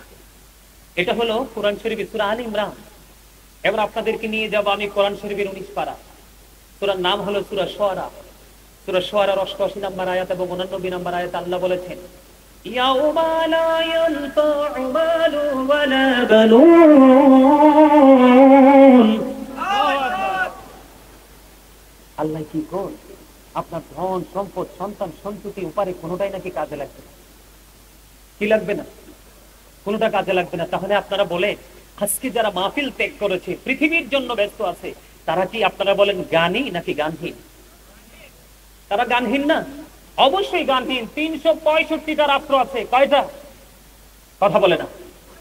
365টা রাত্র আছে, আজকের একটা রাত্র আপনি উৎসর্গ করতে পারলেন না, আবার নিজেকে মুসলমান হিসেবে দাবি করে, আফসোস। এই জন্য আমি আপনাদেরকে বলতে চাই, আমরা কিন্তু যেটা রং সেটা করতেই বেশি পছন্দ করি, যেটা রাইট সেদিকে আমরা যেতে চাই। আমরা দেহের সাথেও তো জুলুম করছি, সব দিকে আমরা জুলুম। জিহ্বায় টেস্ট লাগলে কিন্তু আমরা বেশি খাই, কিন্তু জিহ্বাটাতে একটু তিতা লাগলে খাই না, কিন্তু তিতাটাই ভিতরে গেলে অর্গানগুলোকে একটু ক্লিয়ার করে কি করে না? আরো জোরে বলেন না। তাহলে আমাদের জিকির করা দরকার নাকি দুনিয়াটা করা দরকার? অবশ্যই দুনিয়াটাও করব না কেন? আমি আমার জন্য করব, সন্তানের জন্য করব, বাবা মার জন্য করব। কারণ আল্লাহ রাসূল বলেছেন, তুমি ইন্তিকালের পরে যেন তোমার সন্তান ভিক্ষুকের মতো কারো কাছে হাত পাততে না হয়, ওইভাবে সন্তানকে রেখে যাও, কিন্তু সুদ খাইয়া ঘুষ খাইয়া না, পরের হক মেরে না, হালাল উপার্জন দিয়ে। কেননা আপনি যদি হালাল উপার্জন করতে না পারেন, হাফিজ সাহেব আয়াত ঠিক আছে তো, যদি আপনি হালাল উপার্জন করতে না পারেন, আমার দিকে তাকান, বিপদে পড়ে যাবে।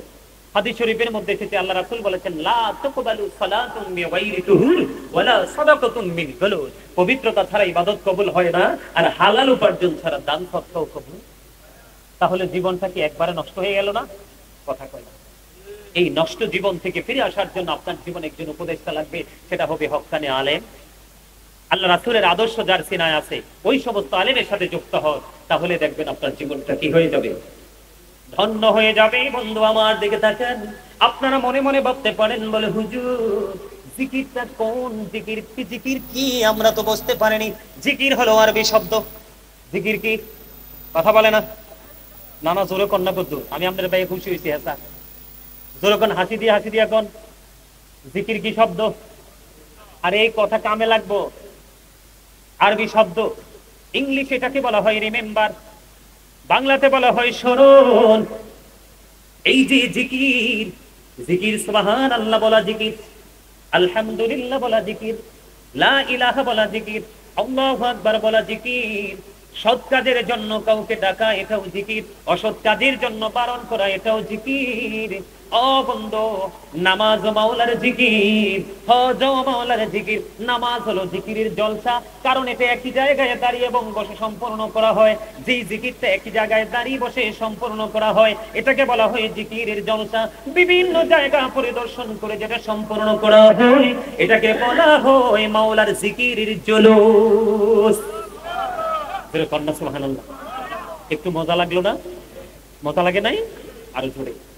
কার কার কাছে মজা লাগছে হাত তোলে। মজাটা কি দেহে লাগছে না রুহে লাগছে? আরো জোরে। যদি মজাটা রুহে লাগিয়া থাকে, তাহলে বলবো ইউ আর গ্রেট এভরিবডি, আলহামদুলিল্লাহ বলেন। আরো জোরে। অসুস্থ মানুষের মতো আলহামদুলিল্লাহ। গোলামিতে কোনো ডিজিটাল শব্দ নেই। সম্মানিত উপস্থিতি, আমার দিকে তাকান। ওই নামাজিটা যেটা সবার পরে মসজিদে যায়, আমি জিকির নিয়ে কিন্তু আলোচনা করছি, আমার জিকিরের অংশ কিন্তু এটা, বুঝতেছেন তো আপনারা? আলোচনার অংশ এটা আপনাদের জানা খুব জরুরি।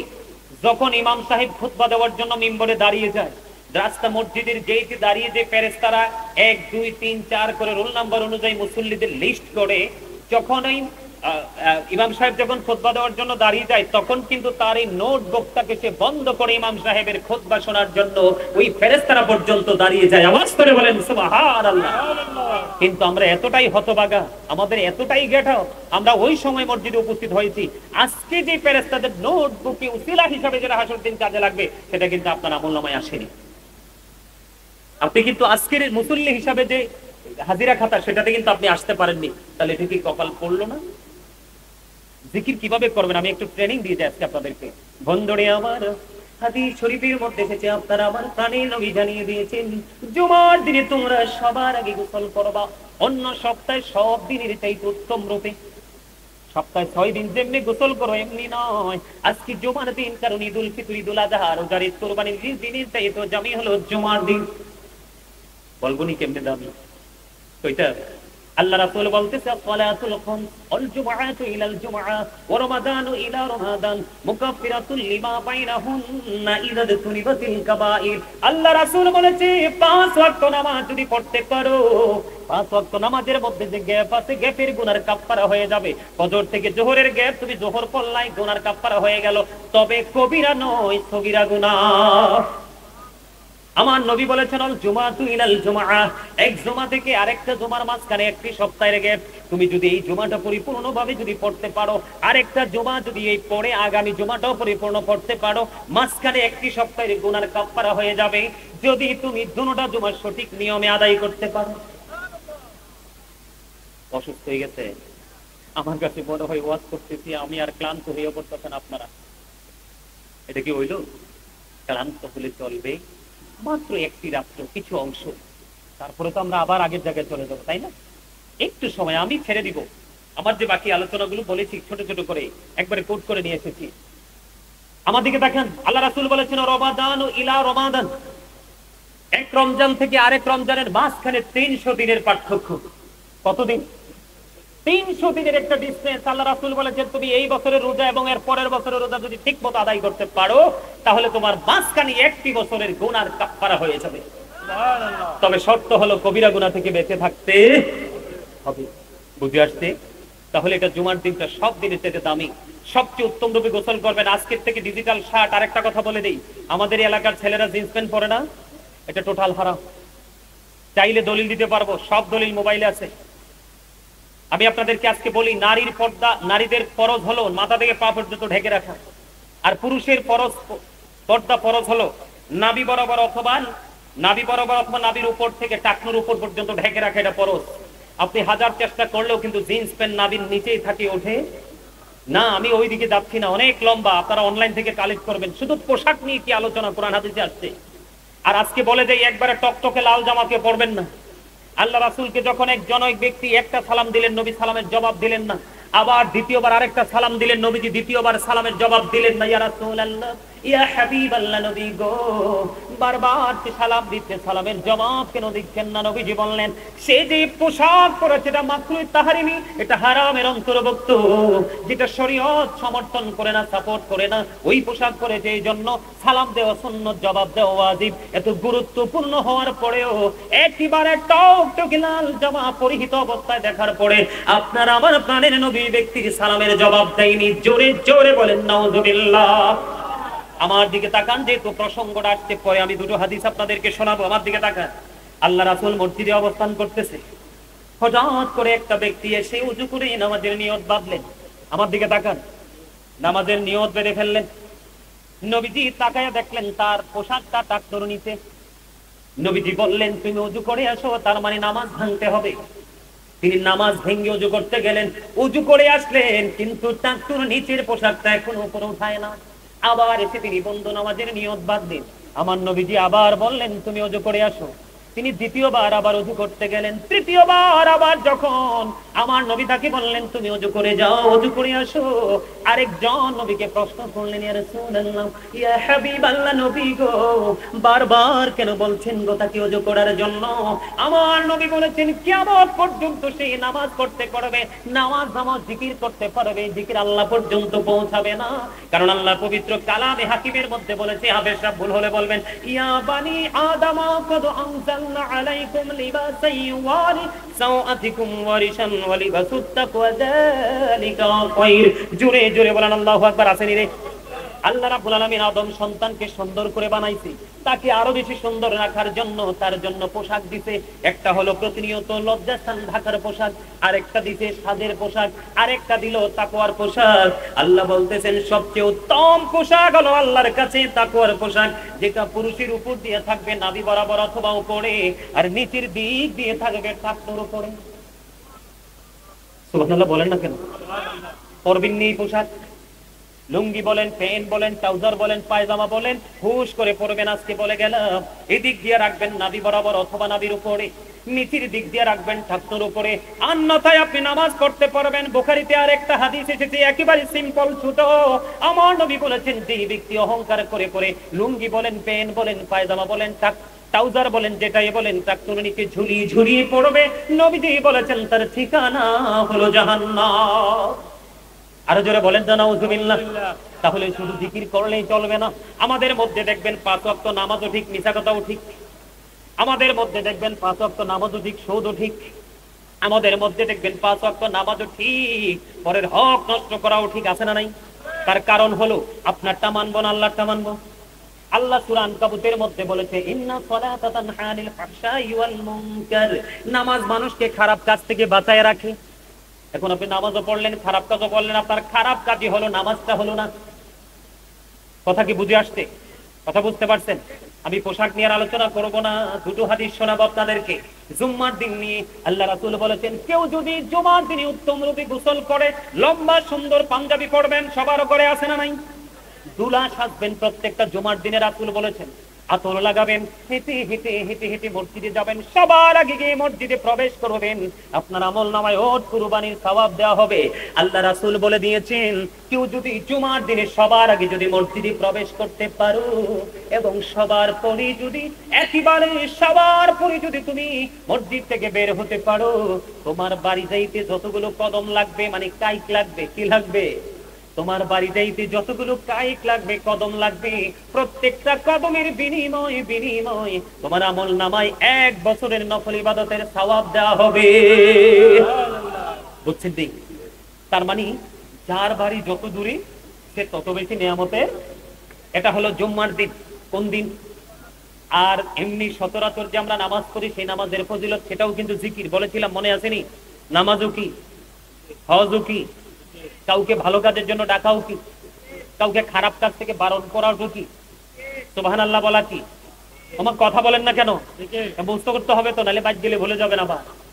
সুবহানাল্লাহ বলা কি, আলহামদুলিল্লাহ বলা কি, লা ইলাহা বলা কি, আল্লাহু আকবার বলা কি? তাহলে জিকির সম্পর্কে পরিপূর্ণ ছোট্ট একটা বিষয় পাইলেন তো? কথা বলে না? এবার আসেন বন্ধু, নরমাল আমরা 5 ওয়াক্ত নামাজ পড়ি। আমার নবী শীতের দিনে বের হলেন, হাদিসের রাবী হলেন হযরতে আবু যর রাদিয়াল্লাহু তাআলা আনহু। আমার নবীজি শীতের দিনে বের হলো। শীতের দিনে দেখেন না, না না গাছের পাতা ধরে কি ধরে না? কথা কয় না। দেখি ধরে ধরে কালা না? আর যেটা আসতে, যেটা ধরার পরে যেটা বের হয়, এটা কি সুন্দর না? এটার মধ্যে কোনো কলঙ্ক থাকেনি, বাতাসটাও তো মিষ্টি থাকে, থাকে না? কেন বললাম? এটা কিন্তু হাদিস শরীফের কথা, আমার বানানো না। আমি কিন্তু, আপনারা আমার অনলাইনে আলোচনা শোনেন কিনা জানি না, আপনারা আমার অনলাইনে আলোচনা শুনলে দেখবেন একটা কথা আমি অপ্রাসঙ্গিক, অগ্রহণযোগ্য বলি না। কারণ অনেক কষ্ট, অনেক পরিশ্রম, অনেক স্ট্রাগল করে, অনেক প্রতিকূলতা মোকাবেলা করে আজকে আল্লাহ আমাকে এই জায়গা নিয়ে এসেছে। সেটা গোটা পৃথিবীর কাছে একটা স্থান আমার হয়ে গেছে। এটা আপনাদের দোয়া এবং ভালোবাসাই হয়েছে, আলহামদুলিল্লাহ বলেন। এই জন্য আমি কখনোই স্টেজে বসতে, এটা অত্যন্ত পবিত্র একটা জায়গা, চারপাশে রহমতের ফেরেশতারাকে বেষ্টনী দিয়ে রেখেছে, বড় নিয়ামতের একটা জায়গা। আমি নিজে থেকে কিচ্ছু বলি না, যেটুকু জেনেছি সেটুকু বলার চেষ্টা করি। আমার নবীজি যখন বের হলো শীতের দিনে, বের হওয়ার পরে তিনি দেখলেন গাছের পাতাগুলো বিরামহীন ভাবে ঝরছে। হাদিস শরীফের মধ্যে এসেছে, আমার নবী যখন গাছের পাতা ঝরতে যখন দেখলেন, গাছের পাতা ঝরতে দেখে আমার নবী সঙ্গে সঙ্গে, হাদিস শরীফের মধ্যে যে গাছের ডাল ধরলেন। দেখবেন পাতা ঝরতে থাকলে একটু ধরলে লাড়া দিলে তার উপরে, বড়ই বলেন, আম বলেন, যে কোনো ফাঁকা ফল বলেন, ঠিক কিনা বলেন, গাছে কিন্তু রাখা সম্ভব হয় না। আমার নবী কি করলেন? গাছের ঢাল ধরলেন, ধরার পরে ডাক দিলেন, হে আবু যর। আবু যর উত্তর দিলেন, লাব্বাইকা ইয়া রাসূলুল্লাহ। আবু যর হাজির হয়ে গেলেন।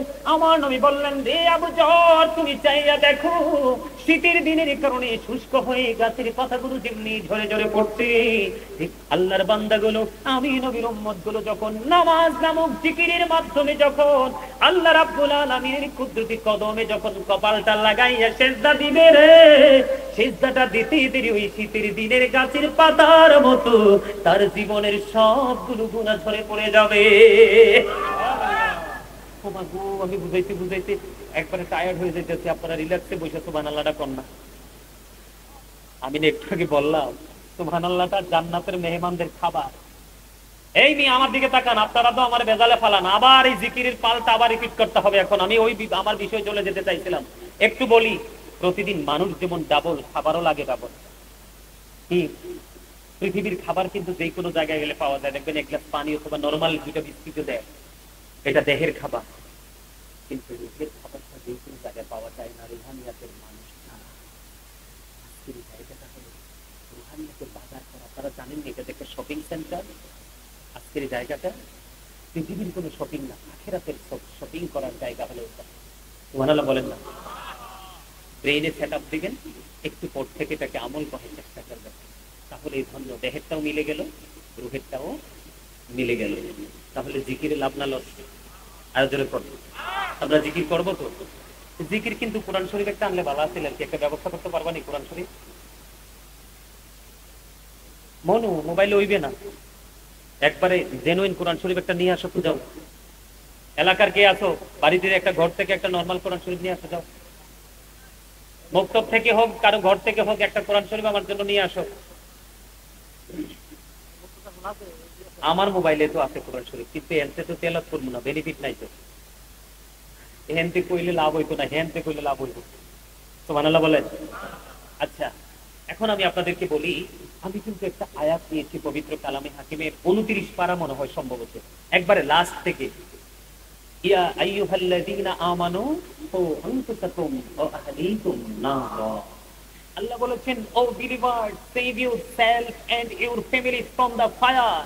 আল্লাহ রাব্বুল আলামিন ঈমানদারদেরকে ডেকে বলেছেন, তোমরা জাহান্নাম থেকে, তুমি জাহান্নাম থেকে বাঁচো এবং তোমার পরিবারকেও বাঁচাও। ওমা আল্লাহ গো, সুবহানাল্লাহকে তো দ্বন্দ্ব শুরু হইতে কিনলে, এতক্ষণ তো ভালাই আছিলেন সবাই। আরো জোরে কন্যা সুবহানাল্লাহ। এত সকালে ঘুমাইলে হইব? আমার মনে আছে আমি যখন ছোট ছিলাম, আমাদের গ্রামে তো আর এইভাবে মাহফিল হতো না।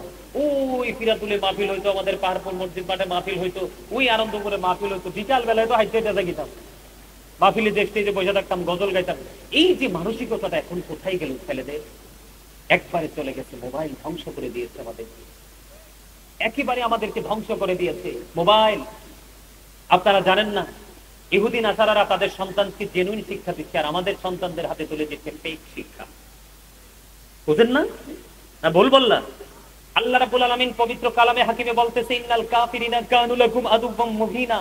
আল্লাহ বলতেছেন, the heretics are the eternal enemy of the believers. ঈমানদারদের প্রকাশ্য শত্রু হলো বেঈমান কাফিররা। আমার কথার দিকে মন নাই। আচ্ছা, এদের কোরআন শরীফটা আনতে কইছি, বাদন নিরে তুই বাদর। এই দুটোটারে ছোট থাকতে আমি পড়াই গেছিলাম, খুব আদর করে বাবুল কাকার ছেলে বাদন রাখি ছোট থাকে। তো যেটা বলতে চাইছিলাম, খেয়াল করছেন?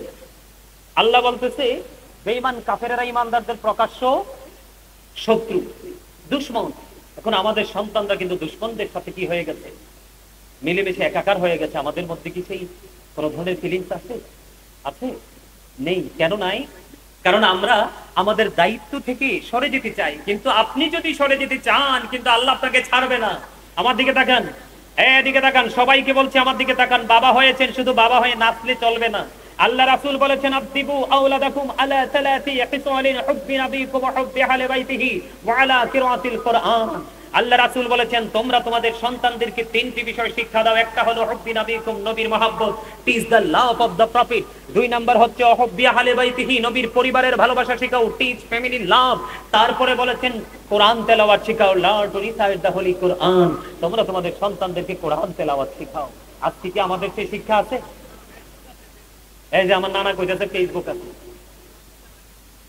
আপনি দেখেন, আপনার সন্তানকে আগে নবীর প্রেম শিখাতে হবে, তারপরে শিখাতে হবে নবীর পরিবারের ভালোবাসা। কারণ নবী এবং নবীর পরিবারের ভালোবাসা দুটোই আমাদের জন্য ফরজ। যাবেন কোথায়? বাঁচার কোনো রাস্তা নাই। আমি যতটুকু জানি, আজকের মাহফিলটা আপনাদের মসজিদের উদ্যোগে হয়েছে না? কথা কয় না। বাবুল কাকাটাকে আইপিএস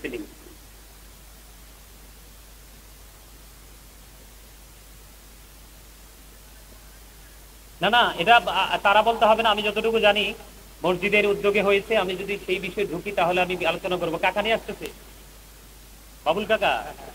কাকা একটু কুইকলি আসেন। না না না, বাবুল কাকাই, বাবুল কাকা। বাবুল কাকাই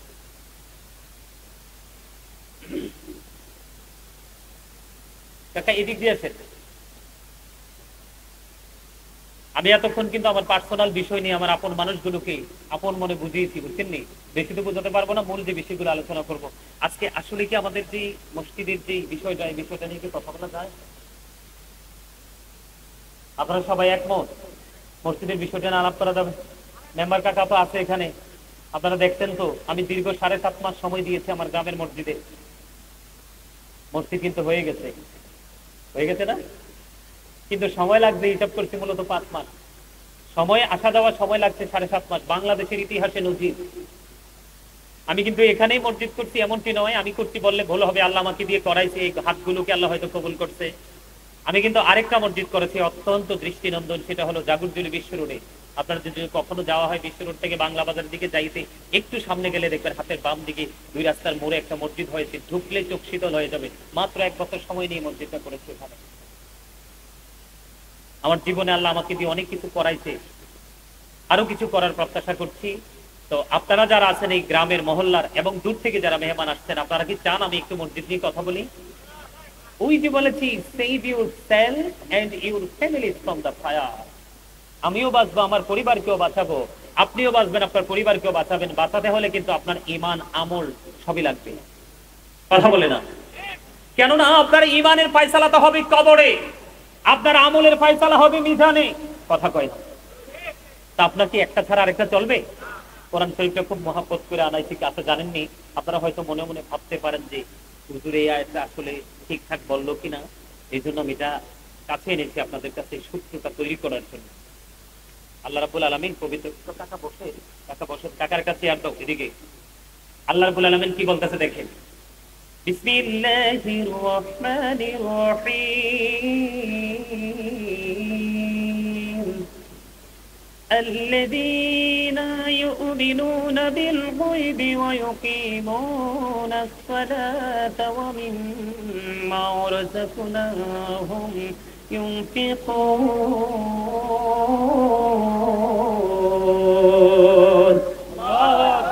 আরো জোরে, আরো জোরে, আরো জোরে।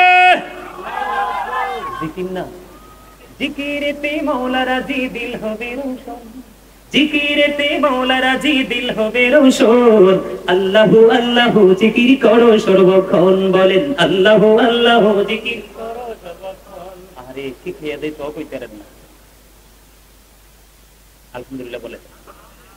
আল্লাহ বলতেছে সূরা বাকারার একবারে শুরুতে, সাবধানী ওরাই।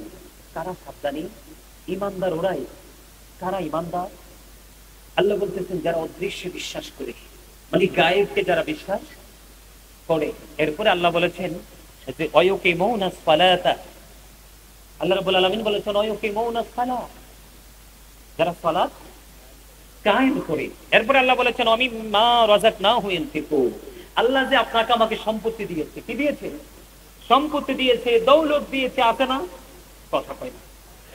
কেউ আছে ফুল, কেউ আছে দ্বীপ, কেউ আছে জমি, কারো আছে গাছ, কারো আছে সোনা গয়না, কারো আছে পুকুর ভরা মাছ, আছে না নাই? সবকিছু মিলিয়ে তো দৌলত, সম্পদ, তাই তো? এই সম্পদ যে আল্লাহ দিয়েছে, তা থেকে আল্লাহর সন্তুষ্টির জন্য আল্লাহর পথে ব্যয় করতে পারলেই 100% ইমানদার। সুবহানাল্লাহ কয় না? আরে জোরে। আপনারা কি কিছু বুঝছেন? হ্যাঁ, আলহামদুলিল্লাহ। আর কি কোরআন শরীফ থেকে আর দলিল দিতে হবে নাকি আরো দেখে দেখে দিব? আপনাদেরকে বোঝানোর জন্য, ইমানদার যারা তাদের বোঝার জন্য একটাই যথেষ্ট। এটার মধ্যে কিন্তু সব লুকায়িত আছে। আপনি আমি 100% হতে হলে আমাদেরকে বিশ্বাস করতে হবে, সালাত কায়েম করতে হবে, আল্লাহ যে দৌলত দিয়েছে, সম্পদ দিয়েছে, আল্লাহর সন্তুষ্টির জন্য দান করতে হবে। সুবহানাল্লাহ বলেন না? বন্ধুরে আমার, আব্দুল্লাহ ইবনে মাসউদ রাদিয়াল্লাহু তাআলা আনহু থেকে হাদিস কানা বর্ণিত, বুখারী এবং মুসলিম শরীফের মধ্যে এসেছে। বন্ধু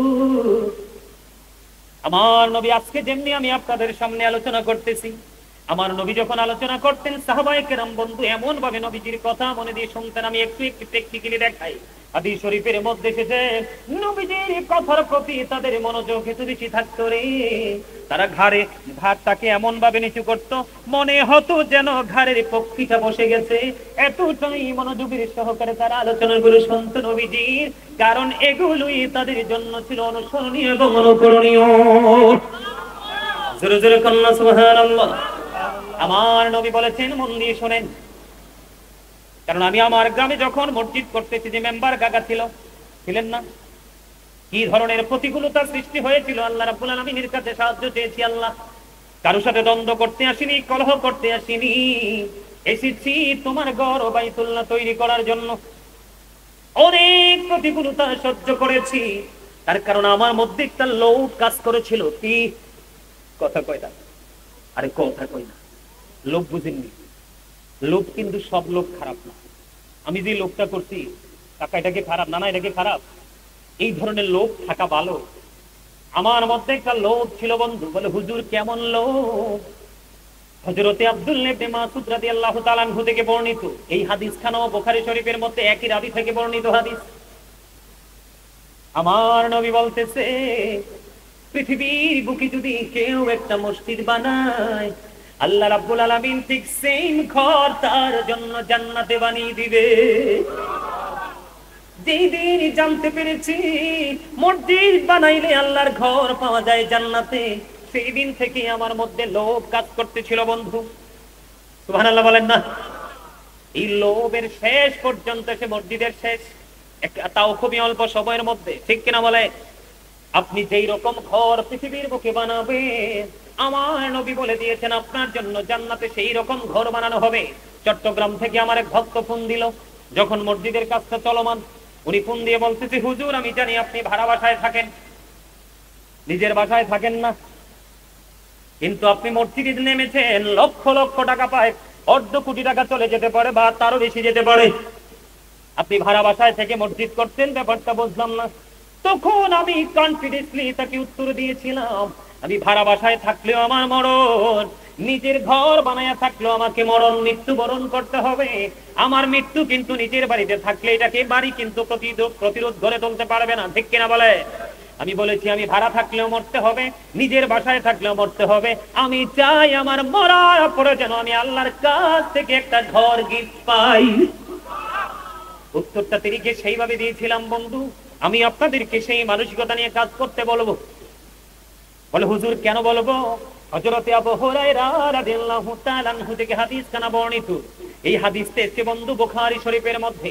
আমার আপনার প্রাণের নবী, দু জাহানের বাদশা নবী, তিনি বলে দিয়েছেন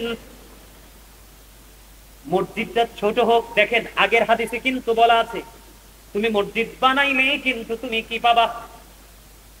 কথা কই না? জান্নাত বুঝেন না? অবর্ণনীয় সুখের জায়গা। কিরম সুখ জানেননি? আপনি যা মন চা তা খাইতে পারবেন, প্রস্রাব হবে না, পায়খানা হবে না, সুবহানাল্লাহ কয়টা? আরে আরো জোরে।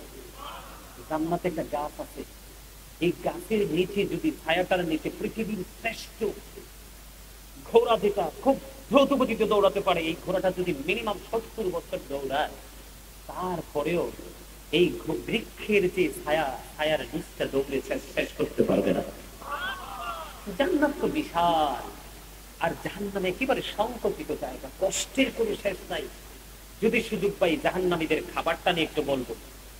জান্নাত, আপনি যে জান্নাতে যেতে চান, 100% ইমানদার হতে চান, আপনাকে কি করতে হবে? আল্লাহর সন্তুষ্টির জন্য যদি থাকি, 2 হাত খুলে আপনাকে দান করতে হবে। আল্লাহ রাসূল বলেছেন তুমি যখন 2 হাত খুলে যখন দান করবে, তোমার যখন অর্থের প্রয়োজন হবে, চাইবে আল্লাহর কুদরতি হাত ধরে তোমাকে দিবে। এটা হাদিস শরীফ। সূর্য যেমনি ভাবে পূর্ব দিকে উঠে পশ্চিম দিকে অস্ত যায়, এটা যেমন চিরন্তন সত্য, ঠিক তেমনি ভাবে হাদিস শরীফের মধ্যে প্রতিদিন সকাল থেকে বিকাল পর্যন্ত ফেরেশতারা পৃথিবীতে আসে। আসার পরে আল্লাহর কাছে দরখাস্ত করে, আল্লাহ যারা তোমার সন্তুষ্টির জন্য কাজ করে তাদের দৌলত তুমি বাড়িয়ে দাও, আর যারা তোমার সন্তুষ্টির জন্য খরচ করে না তাদের সম্পত্তি তুমি ধ্বংস করে দাও। নাউজুবিল্লাহ বলেন আর জোরে। এবার দেখেন বন্ধু, হযরত আবু হুরায়রা রাদিয়াল্লাহু তাআলা আনহু থেকে হাদিস বর্ণিত।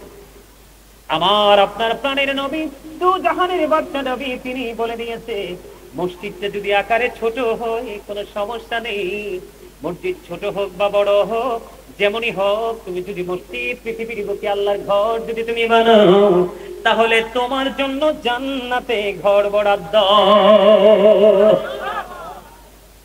আপনারা কোন তো, আমি কি ভালো কাজ করছি না? আর না কি ঠিক না? আমি চাই, এটাও আমার গ্রাম, আমার গ্রামের একটা অংশ, আমি চাই আপনারাও আল্লাহর ঘরের জন্য দান করবেন। আমার জিবি ছোটই গেছিল, একেবারে স্মল, করবেন না একটু? আপনাদেরকে বলছিলাম যে বাড়ির গহনা বিক্রি করে দেন, গরু বিক্রি করে দেন, আপনাদেরকে বলছি আপনাদের ট্রফি করে যে দান করবেন আনুষ্ঠানিক ভাবে।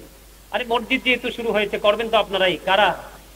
আপনারা গ্রামের মানুষকে ডেকে ফেলে রাখবেন এভাবে, নাকি করে শেষ করবেন? কথা শেষ করবেন না? মসজিদ কিন্তু আপন পর হয় না। মসজিদ আপনি মনে করেন না যে আমি বেলবাড়ি পাহাড়পুর পশ্চিমপাড়া থেকে আসছি এখানে দিব না, আবার মনে করেন আমি বেলবাড়ি পশ্চিমপাড়া থেকে আসছি এখানে দিব না, আপনি এখানে দিবেন আবার ওরা আপনাকে দিবে, এটাই বাস্তবতা। আল্লাহ রাসূল বলেছেন যদি তুমি একটা খেজুর পরিমাণ দান করো, কি পরিমাণ? একটা খুরমা খেজুর পরিমাণ যদি তুমি আল্লাহর সন্তুষ্টির জন্য দান করো, আল্লাহ রাসূল বলেছেন একটা ঘোড়ার বাচ্চা কিনলে যেটা অনেক বড় হয়, বড় হয়ে কিন্তু বাচ্চা দেয়, বাচ্চা আবার মা হয়, মা হয়ে আবার বাচ্চা দেয়, এই করতে করতে করতে করতে ক্রমান্বয়ে যেইভাবে পাহাড় পরিমাণ অর্থে রূপান্তরিত হয়ে যায়, ঠিক তেমনি ভাবে তোমার এই খেজুর পরিমাণ দানটা তুমি কাল হাসরের দিন পাহাড় পরিমাণ রূপে রূপান্তরিত দেখতে পাবে। তাহলে দান করলে কি অসুবিধা আছে? আরো জোরে, আরো জোরে বলে। হ্যাঁ, দান করলে লাভ না, লস? আরো জোরে। এবার আসেন, আমরা তো একজনে দোতলা বানাইলে আমি তিনতলা বানাই। আমরা হচ্ছি একজনের ছেলে যদি লন্ডন যায়, আমারটা যাবে আমেরিকা। আল্লাহি, আল্লাহর কসম করে বলছি রে, অসংখ্য হাদিস এই দু চোখে দেখার সুযোগ সৌভাগ্য হয়েছে, অনেক কিতাব দেখার সুযোগ হয়েছে। আল্লাহ রাসূল কোথাও বলেনি যে বড় বিল্ডিং বাড়ি গাড়ি নিয়ে তুমি কম্পিটিশন করো। আব্দুল্লাহ ইবনে মাসউদ রাদিয়াল্লাহু তাআলা আনহু থেকে হাদিস বর্ণিত, বুখারী এবং মুসলিম শরীফের মধ্যে এসেছে এই হাদিস খানা। আমার নবী বলেছেন পৃথিবীতে যদি কম্পিটিশন করতে হয় তাহলে শুধুমাত্র দুই শ্রেণীর মানুষের সাথে করো। কয় শ্রেণী? দুই শ্রেণীর মানুষ। এই দুই শ্রেণীর মানুষ ছাড়া অন্য কোনো মানুষের সাথে কম্পিটিশন করিও না। ওই দুই শ্রেণীর মানুষ কে রে বন্ধু? এই দুই শ্রেণীর মানুষ হলো একজন আল্লাহ রাব্বুল আলামিন তাকে দ্বীনের শিক্ষা দিয়েছে, আল্লাহ তাকে মনোনীত করেছে, আল্লাহর পছন্দ মতো বানিয়েছে। আল্লাহ চাইলে যাকে দিয়ে ইচ্ছা তাকে দিয়ে গোলামি করাতে পারে, আল্লাহ চাইলে। ঠিক কিনা বলে বন্ধু? আমার নবী বলেছেন ওই সমস্ত মানুষগুলো যারা ছেড়ে দ্বীনের শিক্ষা অর্জন করেছে, তাদের শিক্ষা থেকে সমাজের মধ্যে জাতির মধ্যে আলো ছড়িয়ে যায়। ঠিক তোমরা এমন ভাবে ওই মানুষটার সাথে তোমরা কম্পিটিশন করো। হুজুর কেমনে? যে হুজুর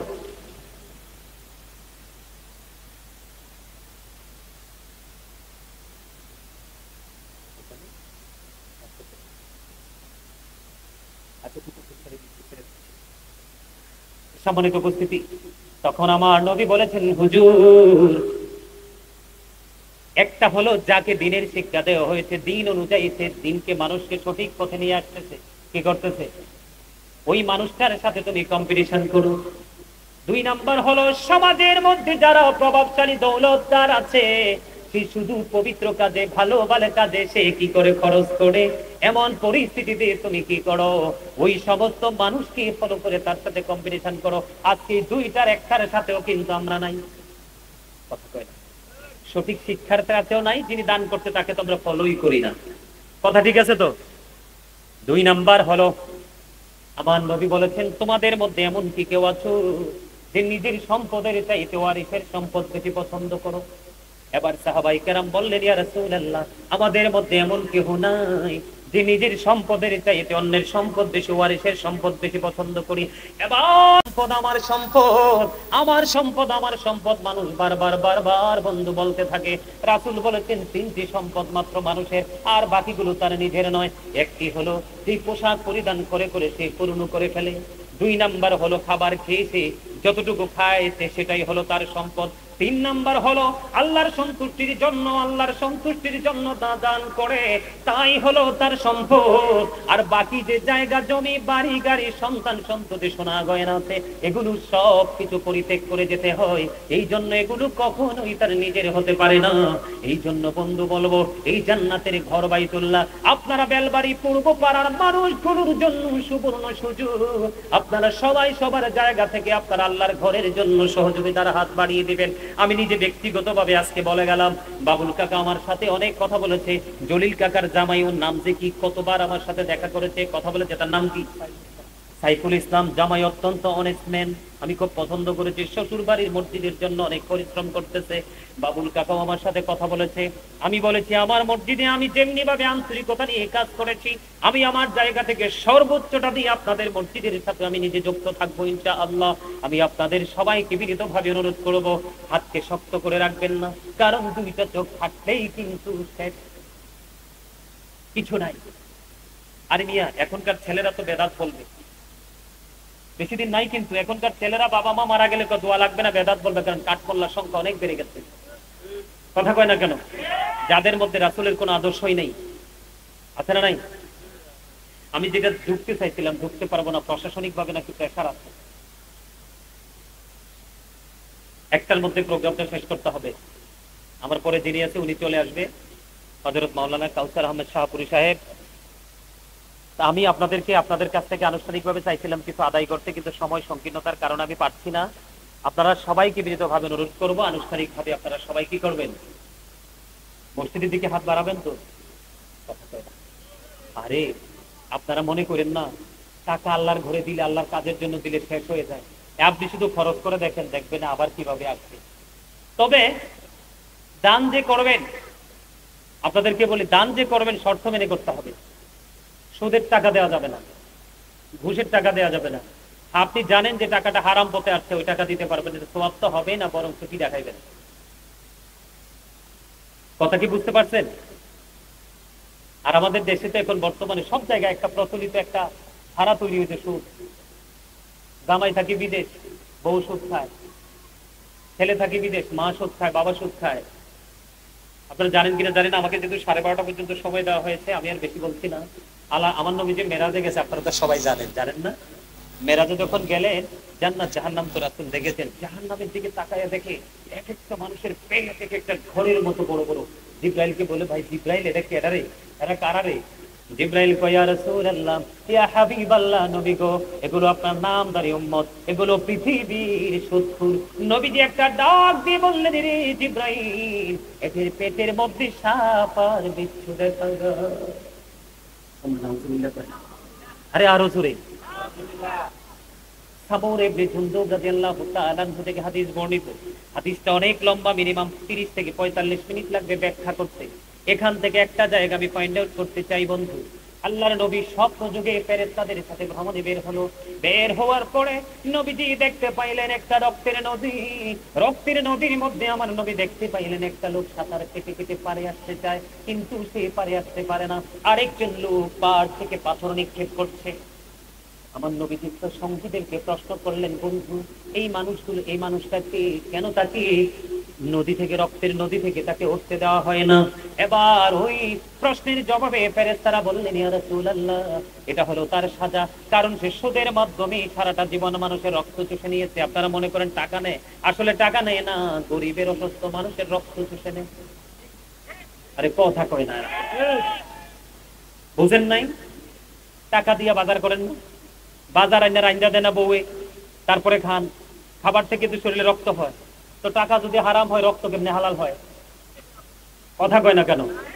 এই জন্য আল্লাহ রাসূলকে বলতেছি, ইয়া রাসূলুল্লাহ, ইয়া হাবিবাল্লাহ, নদীটা হলো রক্তের নদী। এই রক্তের নদীর মধ্যে সাঁতার কাটতে, সেটা তার সাজা। রক্ত কি নির্দিষ্ট সময়ের পরে সুগ্রাণ কয় না দুর্গন্ধ? কথা কয় না? হযরত আবু হুরায়রা রাদিয়াল্লাহু তাআলা আনহু থেকে বর্ণিত, যেই ব্যক্তি সুদ খাইলো সে যেন তার মাকে বিবাহ করলো। যে ব্যক্তি সুদের মাধ্যমে 1টি টাকা মাত্র উপার্জন করলো, সে যেন 36 বার তার মার সাথে জিনা করলো।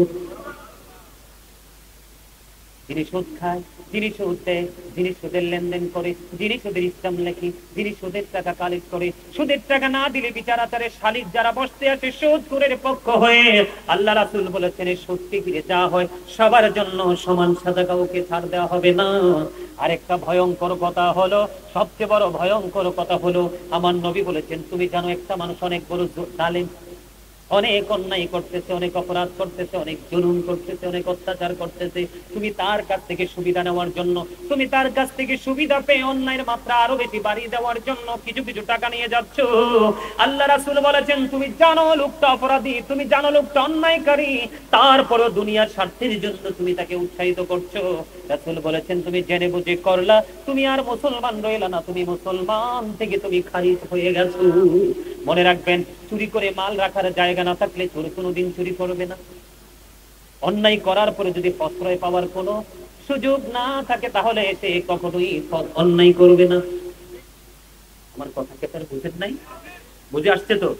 তাহলে এই অপরাধ গুলো কি করা যায়? করবেন? কি লাভ বলতো? সুদের টাকা দিয়ে বিল্ডিং বানায়া জমি কিনে কি লাভ? এগুলো তো আপনি খেয়ে যেতে পারবেন না। একটা মানুষ খাইতে দৈনিক কয় টাকা লাগে? আমি সকালে কটা পান্তা ভাত খাইছি, সারা দিন শেষ। কটা পান্তা ভাত খেয়েছি কাঁচামরিচ আর পেঁয়াজ গুলা দিয়ে, মারে বলতেছি বউ তো 7-8 বছর পান্তা ভাত খাই না, গরম পড়তে মারে গেছি মা পান্তা ভাত খাবো আজকে সকালে, তাও খাইছি একটা ভাত। তো এই যে খাবারটা আমি এক্সাম্পল দিচ্ছি আর কি, এই যে পান্তা ভাত কতটুকু খাওয়া যায়, একটু ভাত একটু পানি, দেখেন আপনার কিন্তু অর্ধবেলা চলে যাচ্ছে। তো কেন দেখবেন মানুষ হালাল পথে উপার্জনটা দিয়ে কিন্তু ভালোভাবে চলতে পারে, কিন্তু অতিরিক্ত করার জন্যই কিন্তু মানুষ হারামের সাথে যুক্ত হয়ে যায়। আপনাদেরকে বিনীত ভাবে অনুরোধ করবো, এই মসজিদে আল্লাহর ঘরে আপনারা কিন্তু কেউ কি করবেন না, সুদ ঘুষের টাকা কখনোই দিবেন, প্রয়োজনে কষ্ট করে নিজের ঘাম জড়ানো টাকা মসজিদে দিবেন, এটা কাজে লাগবে। আমি এই সমস্ত মানুষগুলো নিয়ে করোনা কালে একটা গজল লিখেছিলাম, জুলুম যারা করলা বন্ধু হারাইলা দুকুল, জনম জনমকে দিও তোমার হবে না মাসুল, একবার ভেবে দেখো না তোমার কোথায় ঠিকানা, একবার ভেবে দেখো না তোমার কোথায় ঠিকানা। এখনো তো আছে সময়, এখনো তো আছে সময়, বুঝো তোমার ভুল, জনম জনমকে দিও তোমার হবে না মাসুল। এটা আমার লেখা, আমার সুর, অনেক লিখেছি, খুব রিসেন্টলি বই প্রকাশিত হবে, ইনশাল্লাহ দোয়া করবেন। আমি আপনাদেরকে একটা কথা বলি, এই গজলটা কেন লিখেছি জানেন? অনেক জালেম আমার নিজের চোখে দেখেছি, নিজের দেশ ঘুরে, পৃথিবীর বিভিন্ন দেশ ঘুরে দেখেছি, অনেক ধরনের মানুষ জুলুম করে, সেটা দেখি, সেটা নিজের উপর নিজে করে। সূরা ইউনূসের 44 নম্বর আয়াতে আল্লাহ বলেছেন, ইন্নাল্লাহা লা ইয়াযলিমুন নাসা শাইয়্যান ওয়ালাকিন্নান নাসা আনফুসাহুম ইয়াযলিমুন। আল্লাহ বলেছে আল্লাহ আল্লাহর বান্দার উপর, দাসের উপর জুলুম করে না, আল্লাহর বান্দা নিজেই নিজের উপর জুলুম করে। তার মানে আমরা মনে করছি আমরা ভালো কাজ করছি, আসলে আমরা আমাদের উপর জুলুম। আল্লাহ বলতেছেন আল্লাহু লা ইউহিব্বুজ জালিমিন, যারা জালেম আল্লাহ তাদেরকে ভালো বাসেন না। আল্লাহ রাব্বুল আলামিন আরো বলেছেন ওমালি যালিমিনা মিন আনসার, জালেমরা যখন বিপদে পড়বে আল্লাহ তাদের জন্য কোনো সাহায্যকারীও রাখে না। কার জন্য করছে? ছেলে আপনার বন্ধু নয়, মনে রাখবেন, মেয়ে আপনার বন্ধু নয়। হ্যাঁ, তবে বন্ধু হিসেবে দাঁড়াবে যদি আপনি তাকে সত্যিতে সঠিক দিয়ে যেতে পারেন। আমরা কিন্তু উদাসীনতার মধ্যে আছি।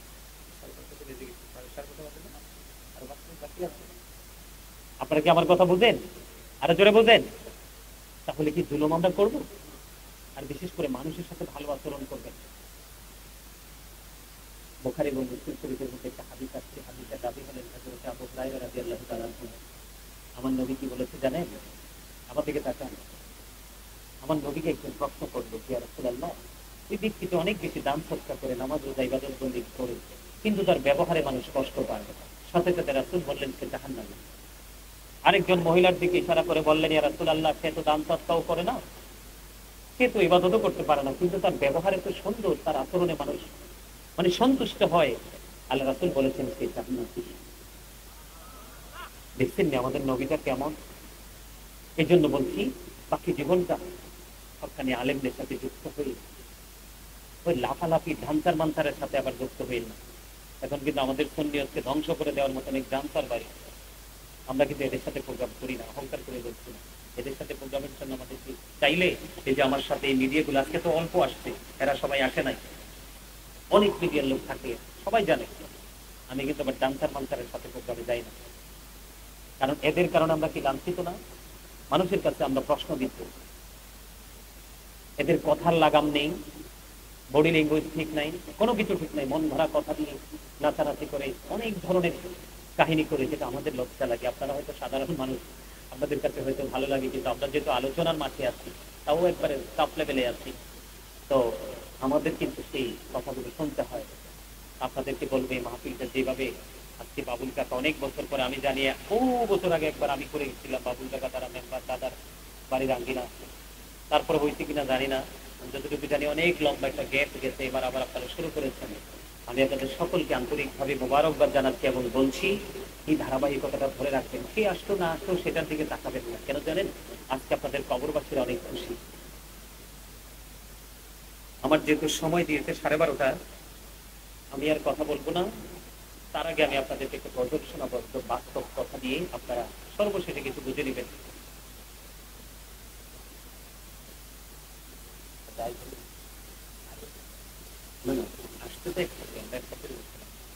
একটা গজল কি শোনাবো? সবাই শুনবেন? একেবারে চরম বাস্তব কথা দিয়ে গজলটা অনেক শুনে নেন। মাটির পিঞ্জিরা ভাঙিয়া চুরিয়া একদিন তো যাইবে পাশে ছাড়িয়া ছাড়িয়া, বলেন মাটির পিঞ্জিরা। नारे तकबीर, আল্লাহু আকবার, नारे रिसालत, ইয়া রাসূলুল্লাহ, नारे फखंजाता, ইয়া পাকপঞ্জাত, नारे गौसिया, ইয়া গৌসুলাতুল দস্তগীর। हजरत मौलाना কাউসার আহমদ শাহপুরী সাহেব, हजरत मौलाना कसर अहमद शाहपुरी साहब, জিন্দাবাদ জিন্দাবাদ, हजरत मौलाना कौसर अहमद सुन्नी अल कदरी शाहपुरी साहब, জিন্দাবাদ জিন্দাবাদ, नारे तकबीर, আল্লাহু আকবার, नारे रिसालत, ইয়া রাসূলুল্লাহ, नारे फखंजाता, ইয়া পাকপঞ্জাত, नारे गौसिया, ইয়া গৌসুলাতুল अहले सुन्नत वल जमात, জিন্দাবাদ জিন্দাবাদ। हजरत मौलाना कौसर अहमद सुन्नी अल कदरी साहब आगमन। শুভেচ্ছা আর স্বাগতম।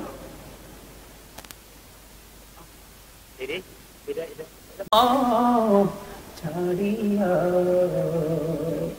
আলেমিগণকে ডাকিয়া গরম পানি করিয়া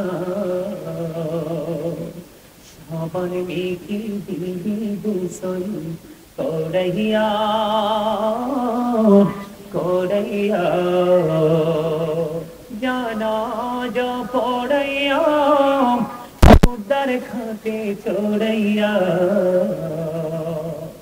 কবর দিশিতে নিবে কান্দিয়া কান্দিয়া, কবরেতে রাখিয়া মাথার মুষ্টি খুলিয়া, লাফারিয়া উঠবে তোমায় ছাড়িয়া ছাড়িয়া, বাঁশের ওই চাল বানাইয়া কলা পাতা বিছাইয়া, দুই পাহিয়া মাটি দিবে পারাইয়া পারাইয়া, বাঁশ বাগানে রাখিয়া সবাই যাবে চলিয়া,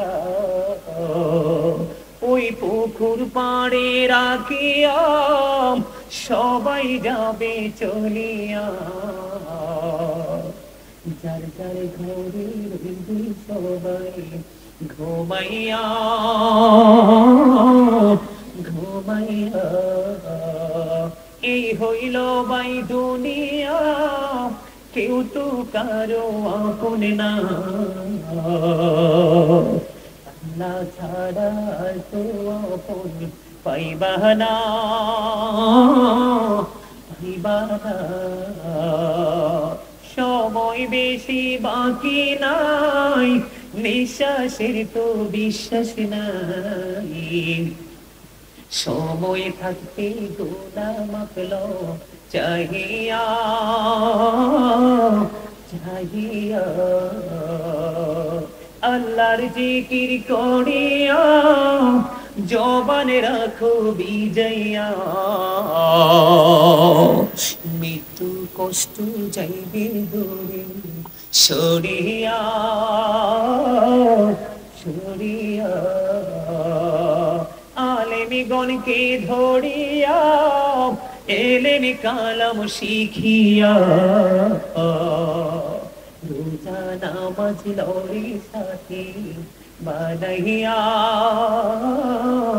বানাইয়া বলেন মাটির পিঞ্জিরা ভাঙ্গিয়া চুরিয়া